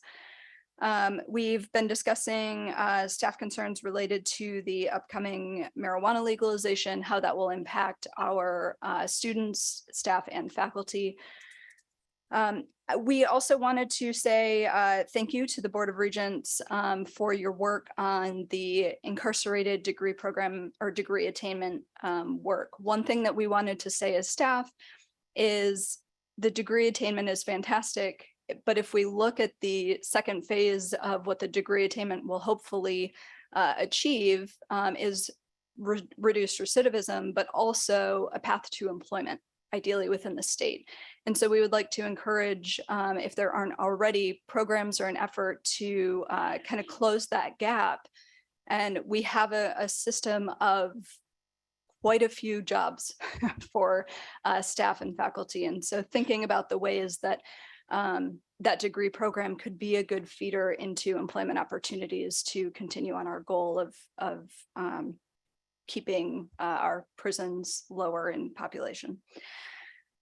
We are also, as CUS, looking at increasing our in-person meetings, so more to come on that. Hopefully we will be visiting all of your lovely campuses more frequently soon. This is also the last chance that I'll have to speak to you before we go to our Advocacy Day session on February 15th. So thank you to Patrick Hogan and Andy Clark for helping us prepare for that. It will be a great day. We look forward to advocating on behalf of USM and all the great work that it does. With that, if there's any questions, I'm happy to take them. All right, thank you all.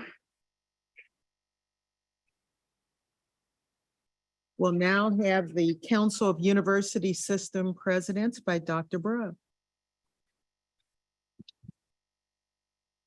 Good morning, Chair Gooden, Chancellor Perman, Board of Regents, and everyone, and happy holidays to everyone. Before I begin my formal remarks, I do want to thank our host for today, President Shears Ashby, and congratulate you on the many achievements and the presentation you gave today. And I noted that your students left, but please send our regards and our appreciation for those outstanding presentations. They were just remarkable, and I can see why you light up and you're so excited to present today. Those are truly signs of excellence. So thank you for hosting and for all that you are doing for UMBC. I also want to add on behalf of CUS, our acknowledgement and deep appreciation to our dear colleague, President Kim Schatzel. Yes, we gave her a very hard time when we heard the news, but we also want her to know that we thank her for her leadership, for her contributions to CUSP, and for all that she's done for her campus community. We do wish you well, know that you will be missed, and we'll just have to head down to Louisville. Did I say that right? All right. So congratulations, and on behalf of our colleagues, actually, CUS, I'll ask you to stand at this time. Let's acknowledge our dear colleague, President Kim Schatzel.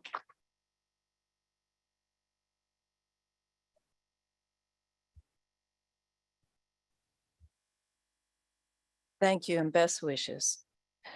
CUS last met on December 5th. During that time, we had several topics addressed and had a number of discussions. Chancellor Perman spoke about the information sharing between our campuses and the Chancellor's office, and making sure that we continue to stay as a close-knit group, sharing information and best practices. Vice Chancellor Masciucci provided an update on the convening of our vice presidents for research that she is planning in order to ensure that we are sharing best practices once again, and we welcome her to visit with each of our campuses as she continues on in her role. Chancellor McDonough spoke to us about the branding RFP that has been issued and what's to come for increasing awareness about the University System of Maryland. Chancellor Perman and Senior Vice Chancellor Boffman led a discussion about Title IX, and Dr. Boffman and Vice Chancellor Hogan provided an update to the presidents on the policy for withholding transcripts. Senior Vice Chancellor Herbst and President Goodwin embarked on a wonderful conversation and discussion about the Climate Solutions Now Act, the provisions of that act, and how the USM is already contributing to the goals for climate solutions, and how we can continue to be of greater service as that Climate Solutions Now Act is now part, it was passed by the state. And so our campuses are focused on that, and we'll continue our efforts to reduce greenhouse gases The Climate Act calls for a reduction by 60% by 2031 and a net zero by 2045. So we will continue to be focused on that. And already there's a great deal happening on each of our campuses. So with that, that concludes my report. And I just want to wish everyone happy holidays. Thank you. Thank you. Are there any questions? Thank you. Thank you. Our final report of the councils is the University System of Maryland Student Council, Mr. Siddiqui. Good morning, Chair Guden, Chancellor Perman, system presidents. Great to be with you all here today. And thank you so much, UMBC President Dr. Ashby, for hosting us and welcoming us here last night and this morning as well. This month, the USMSC met with a handful of candidates for the student regent position, and we were able to interview them and select a handful of those and send those names to the chancellor. He'll be meeting with them in the coming weeks and months, and then they'll be moving forward with that process as usual. The USMSC has been dealing with or been discussing two main issues. The firstly is the posthumous degree policy and revisiting that policy and seeing if there should be any changes made to that. And it's still a very much an ongoing discussion. There's been quite a few debates on what the wording should be. Some of the students are proposing an appealing process, and others are not so much in favor of it. But we're still having a very much of a discussion on it. And this coming month in January, we'll be having a special meeting and hopefully be finalizing our recommendations and sending them to the VPSAs or whoever they need to be sent it to. We're also working on a policy for student maternity or mothers that are expecting and that are students at the USM. There currently is no system-wide policy, and every institution does it very differently. And so we're trying to have a process that is able to make sure that those mothers are being able to continue their education without having to sacrifice one or the other. And again, this is a very much ongoing discussion because there's been very few schools or systems across the country that have been able to come to a sort of conclusion regarding this issue. We also are moving forward with the student awards. So the USMSC has finalized their revisions, and we've sent those to the chancellor's office, and they're having a chance to look over it. And there's still things that need to be checked off in terms of the money and in terms of how the Board of Regents is going to recognize them. So there's still some I's that need to be dotted and some T's that need to be crossed. But a lot of progress has been made on that, and we're moving forward as scheduled. So that's what we've been working on at the USMSC, and I'm looking forward to any questions if there are any. All right, thank you so much, Chair Good, and have happy holidays, everyone. Thank you. It's now time for public comment. Seeing no comments, we'll move directly to the consent agenda. The next order of business being the consent agenda. Decisions regarding which items to include on the consent agenda were made by me and the committee chairs. However, any regent may request that an item be removed from the consent agenda for separate review and discussion. Before I move approval of the consent agenda, I ask if there are any items that any regent would like removed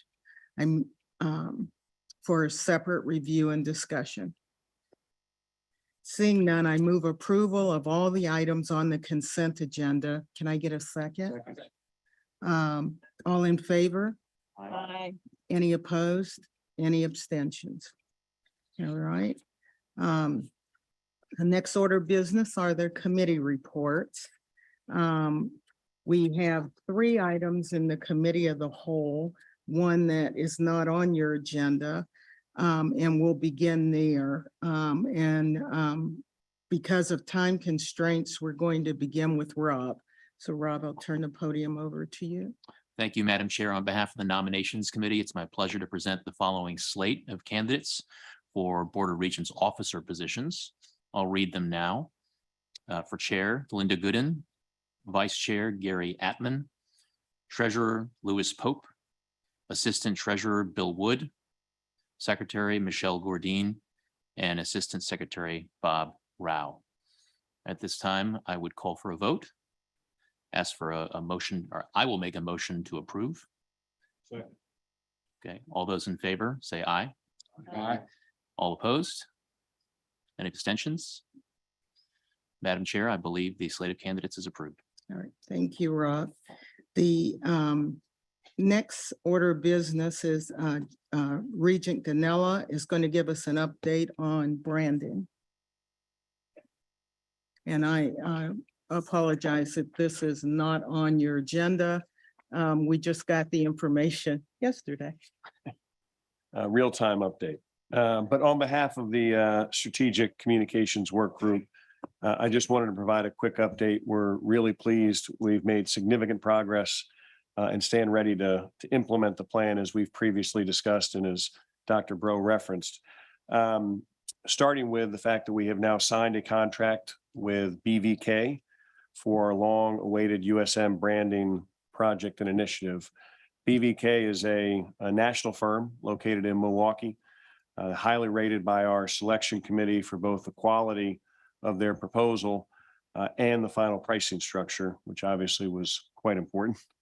The procurement team at UMGC directed the RFP process, and we were assisted by a review committee composed of several of our campus marketing and branding experts, as well as Ellen Herbst and Leonard Rayleigh, and we thank them for the time and effort that they put into that review process.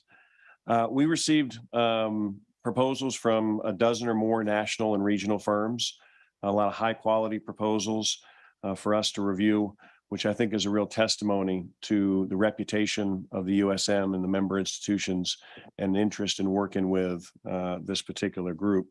BVK sort of emerged among that. We're really excited about working with them. They've got a national client list, a wide array of major public and private universities and state systems, and a number of Big Ten institutions as well.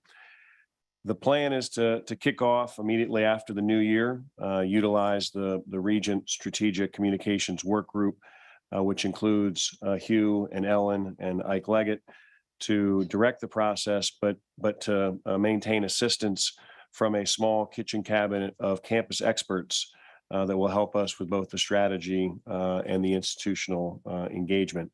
There's 4 phases of the effort, and a plan is for us to be completed in the June, July, end of summer timeframe. It includes obviously significant research and assessment, strategy development, as well as message development, and then ultimate implementation in terms of a media and other strategy. We're really excited about this. It was a long time in the making. A lot of time and effort has been put into this, and I thank everybody for their involvement, particularly Tim McDonough, who led this effort from a USM standpoint. But more importantly, I want to thank the presidents for their engagement in this process, their support, allowing their campus representatives to be a part of this, participating in the focus groups and other conversations on the front end of this. And certainly we look forward to working with each of you and your teams to help implement this so that it is a additive and a value add for the individual institutions, as well as a excellent branding opportunity for the system. So thank you, Madam Chair. Thank you, Jeff. Any questions for Jeff on this activity? Okay, seeing none, we'll move on to the update on affiliated entities.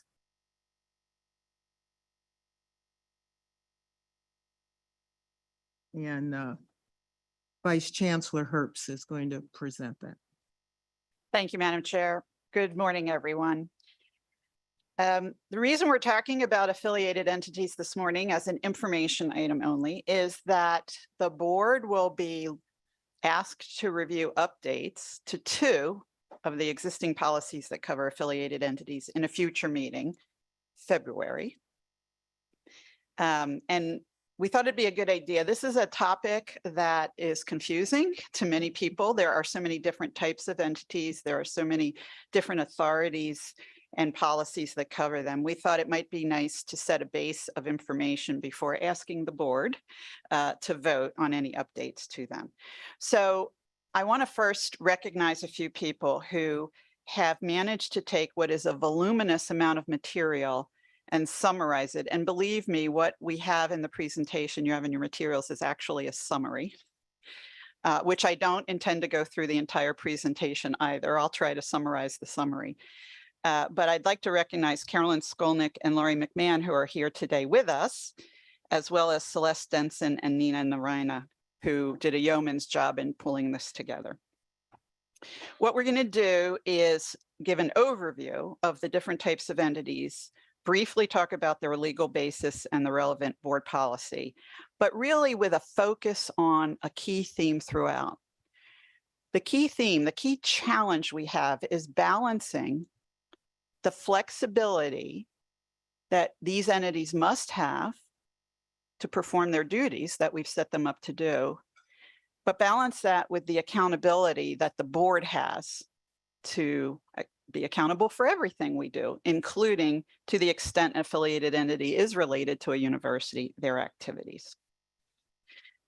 I'll point out that you have as an attachment to the board document today a list of the existing entities that are covered by these policies. And you'll see a number of the entities, what look like counted twice. But what we did was take a look at the existing policies for affiliated foundation entities and business entities.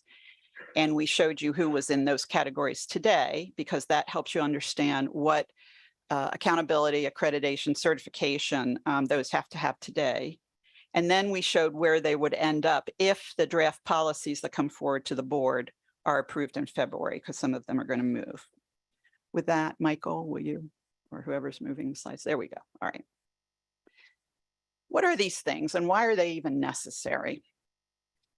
These are organizations that are created to perform specific activities so as to accomplish goals that either the university cannot do on its own or that can be done better by an entity outside the university. And all of these entities' work and goals are related to supporting the university's mission. And that's important to keep in mind. Next slide.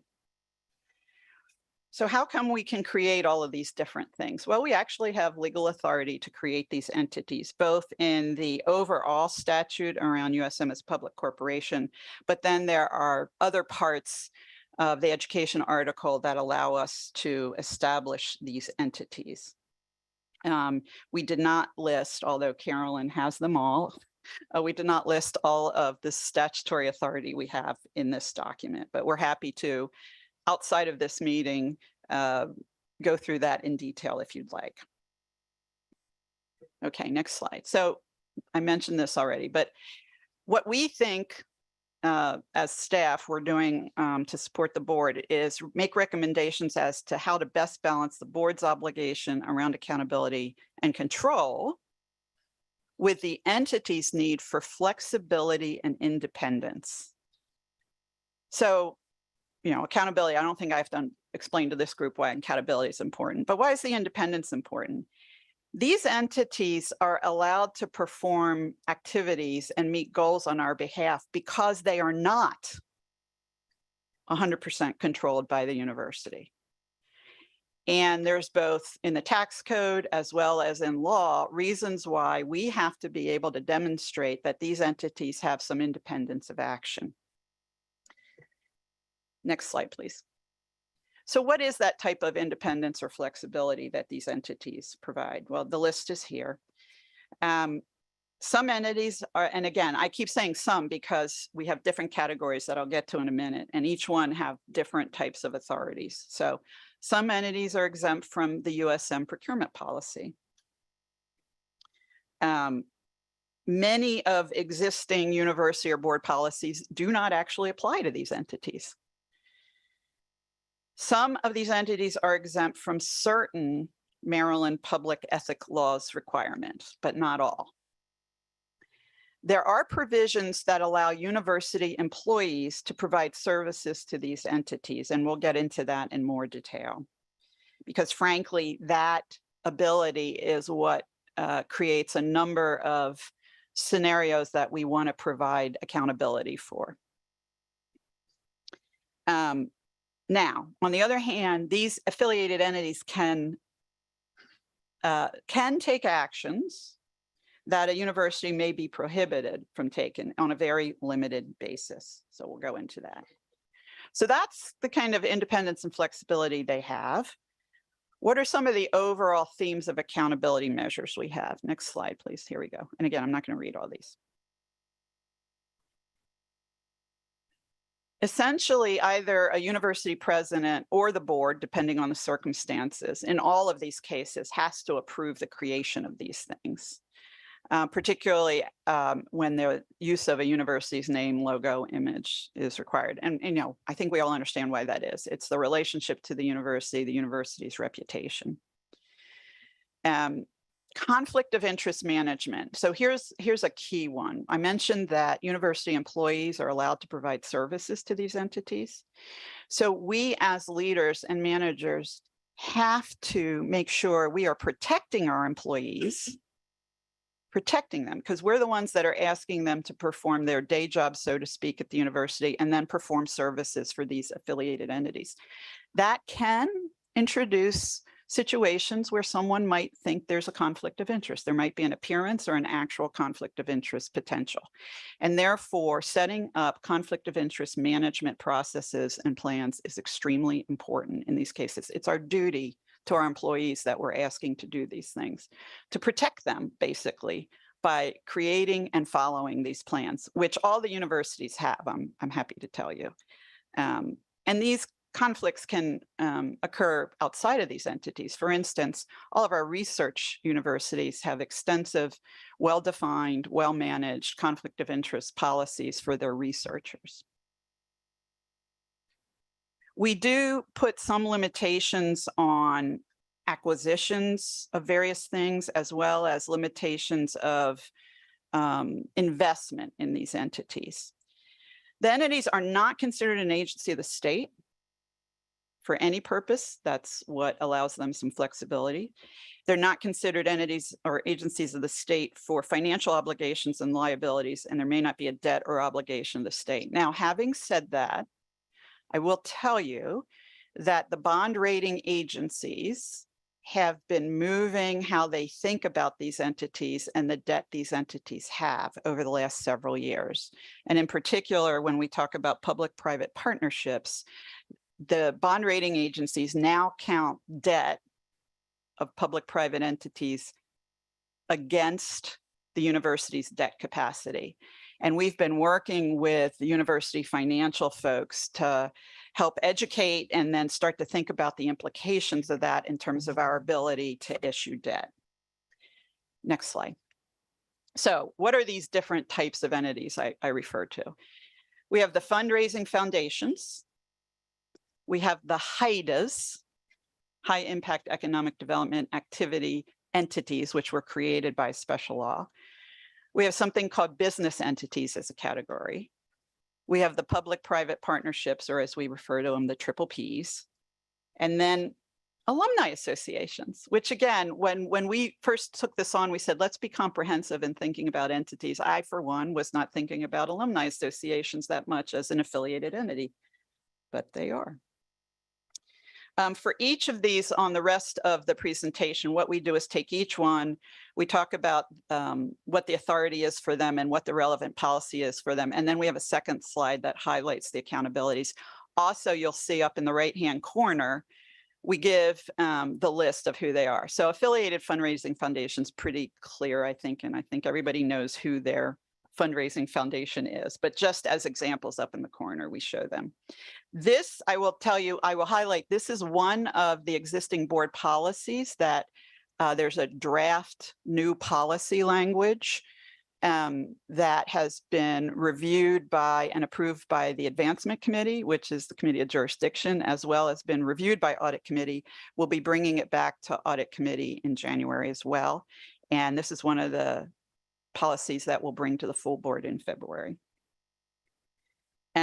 one of the big changes we've proposed around this policy is to clearly state this is just for fundraiser foundations. The policy as it exists today covers a lot of other types of entities.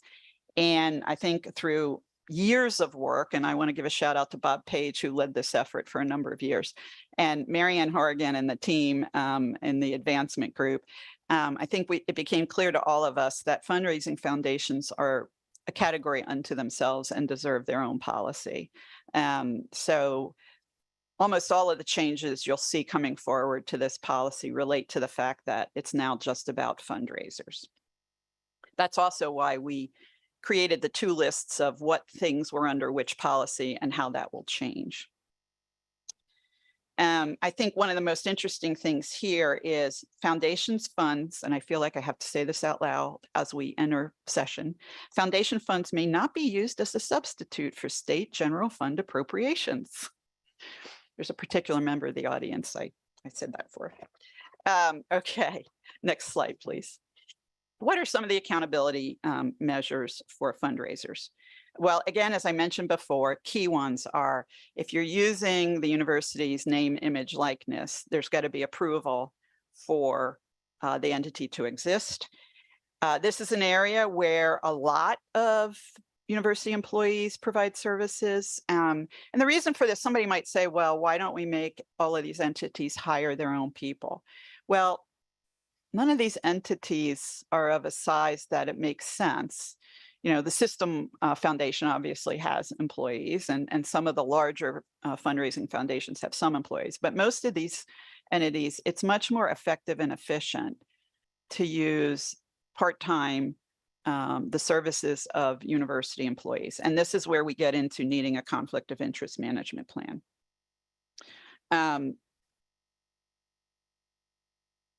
We did in the draft that's coming forward, we made special provisions around foundations acquiring land or other real or personal property that will eventually end up at the university. So we have covered that in the new policy.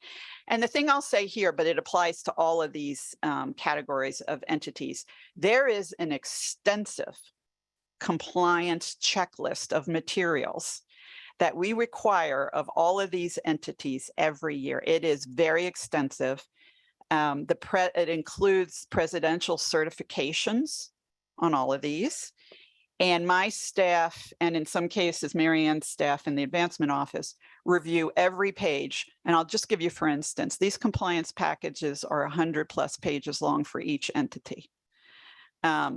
So there is extensive understanding and review of these compliance areas. I want to make that clear.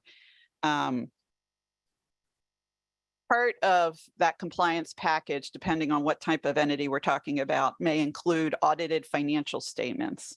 Some of these entities are consolidated into the system financial statements. The very small ones are not, but even the ones that aren't consolidated in our financials and therefore subject to audit have all of these compliance requirements that we take a look at. Okay, next one. HIDAs. We don't have a lot of HIDAs. This law was designed to allow the system and the universities to undertake high impact economic development activities. And the requirement is that these things will increase job creation, tech transfer, or increase sponsored research. And there's actually a requirement that we look at them every 5 years and look at whether they are indeed increasing the number of jobs, et cetera.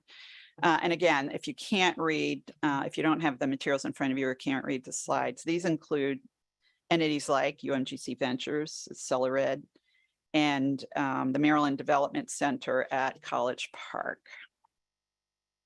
So next slide, please.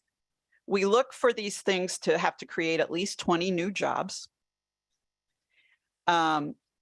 And or have a relocation of one or more new companies or establishment of a new company in the state.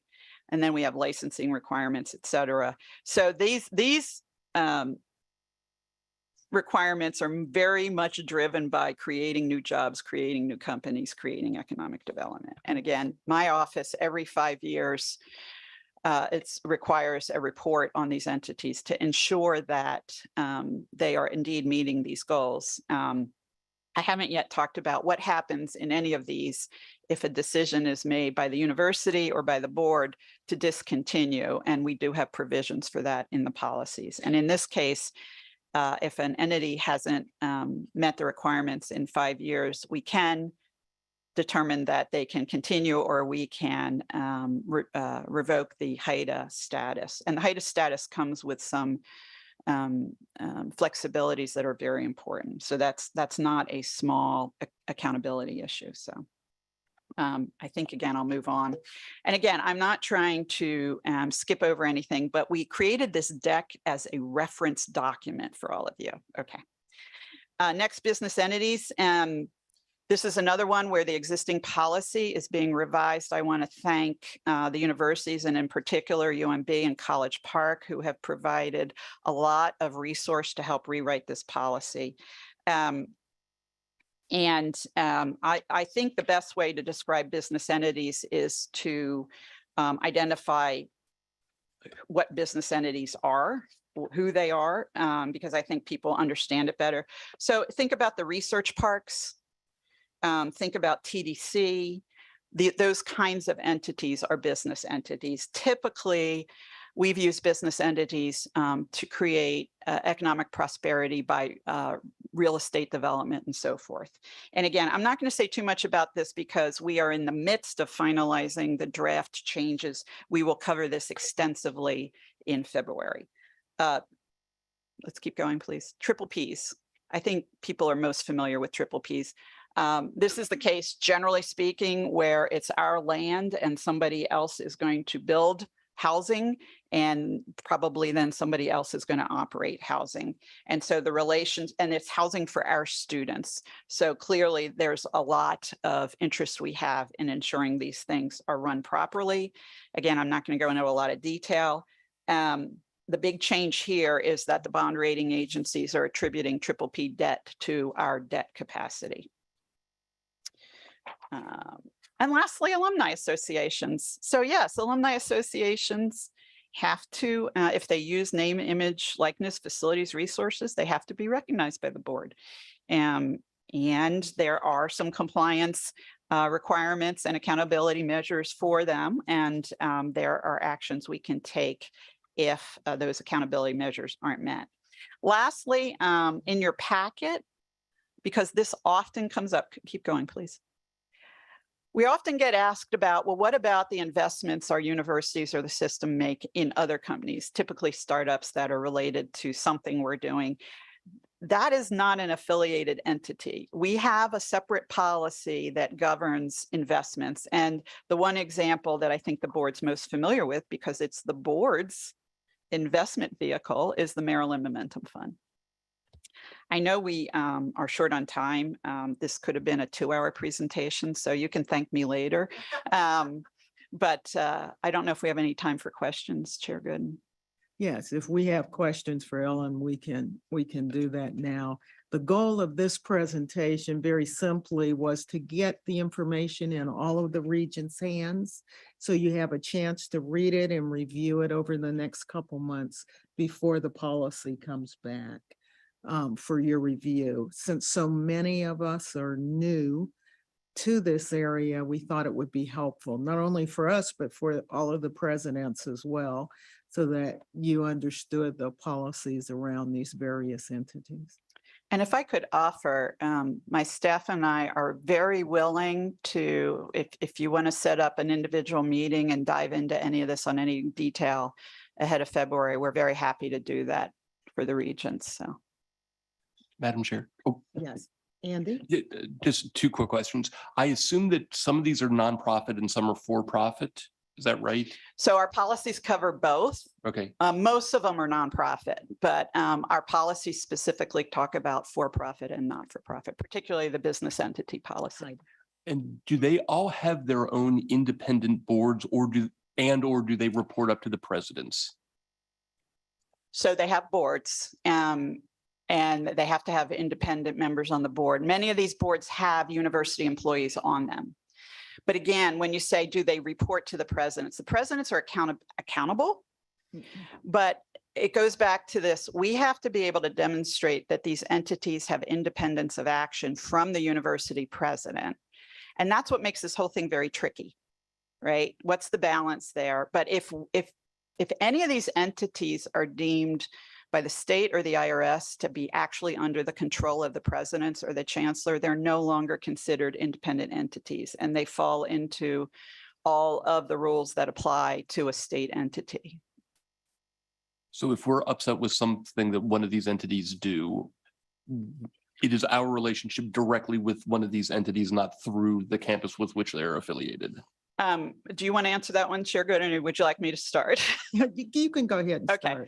start. So I would say first, you want to ensure that the president is engaged in whatever it is, because they are accountable. They have to certify a lot of things, whether it be a fundraising foundation or one of these other affiliated entities.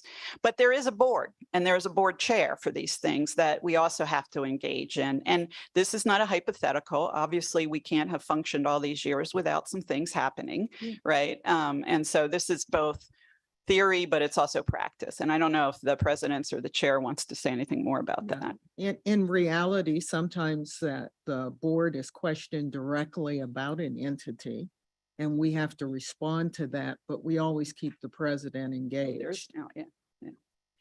And President Schatzel's reminding me that one of the accountability measures we have for all of these entities is there's an agreement between the university and the affiliated entity that's renewed annually, generally speaking, that lays out the expectations. So we have the ultimate power if it's deemed that we no longer want to continue with one of these things. But I think in most of the cases we've seen, there have been a few cases like that, but most of the cases it's more of a discussion about making sure we're all on the same page about how something's going. And one of the things that Ellen pointed out very carefully was this conflict of interest policy that all of the entities have to have, and it is signed off by the chancellor. So. One of the responsibilities of the audit committee is also to oversee this, and we worked on it on the audit committee over the last, I don't know, 4 or 5 meetings. And some of these, and maybe Ellen can specify, some of these actually are subject to audit under Dave Mosca's group, and some of them are not. But it's come to our attention over the last couple of years that that we weren't auditing them and they needed to be audited. So that is being undertaken now. And Ellen, maybe you can tell us which ones are subject to audit and which ones are not subject to audit.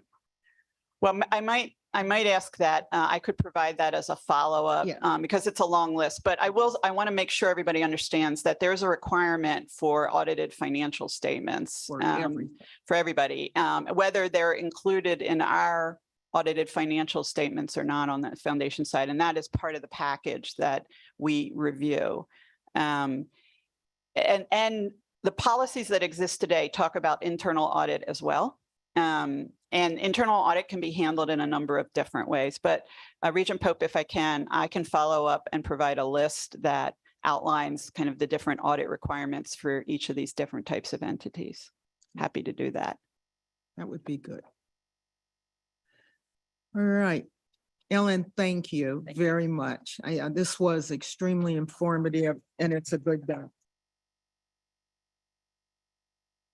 Our next item is Regent Gordine will present an academic program proposal from the Committee on Education, Policy, and Student Life. Thank you, Chair Gooden. The EPSL committee met on November 15th and reviewed proposals for 6 new academic programs. 5 of these proposals were recommended for approval and are included in the consent agenda. The committee requested additional information on the 6th proposal, which is the Master of Science in Human Ecology from the University of Maryland Eastern Shore. Specifically, the committee requested additional clarification and data on employment opportunity, workforce needs, market demand, and job openings. I'm pleased to report that UMES provided a comprehensive addendum that fully responded to our information requests. The data provides compelling evidence of external demand for the proposed Master of Science in Human Ecology. Furthermore, this graduate degree is a pathway program for students in the Bachelor of Science in Human Ecology. The Department of Human Ecology is among the highest producers of Bachelor of Science degrees at UMES, and to advance in their careers, graduates need to attain a graduate degree. Thus, I would like to move that the Board of Regents approve the proposal from the University of Maryland Eastern Shore to offer the Master of Science in Human Ecology. Do I hear a second? Thank you. Any questions or discussion? Hearing none. All those in favor? Aye. Any opposed? Any abstentions? Thank you, Chair Gooden. Thank you. I'd like to once again wish Dr. Satchel a very, very happy new year and good luck in the next phase of your career. Happy holidays to everyone, in fact. And the Open Meetings Act permits public bodies to close their meetings to the public in circumstances outlined in 3-305 of the Act and to carry out administrative functions exempted by 3-103 of the Act. The Board of Regents will now vote to reconvene in closed session. The agenda for the public meeting today includes a written statement with a citation of the legal authority and reasons for closing the meeting, and a listing of the topics to be discussed. The statement has been provided to the Regents and it's posted on the USM's website. Do I have a motion to close the meeting? Second. All in favor? Aye. Any opposed? Any abstentions? Hearing none, the meeting is closed. And before anybody moves, Denise,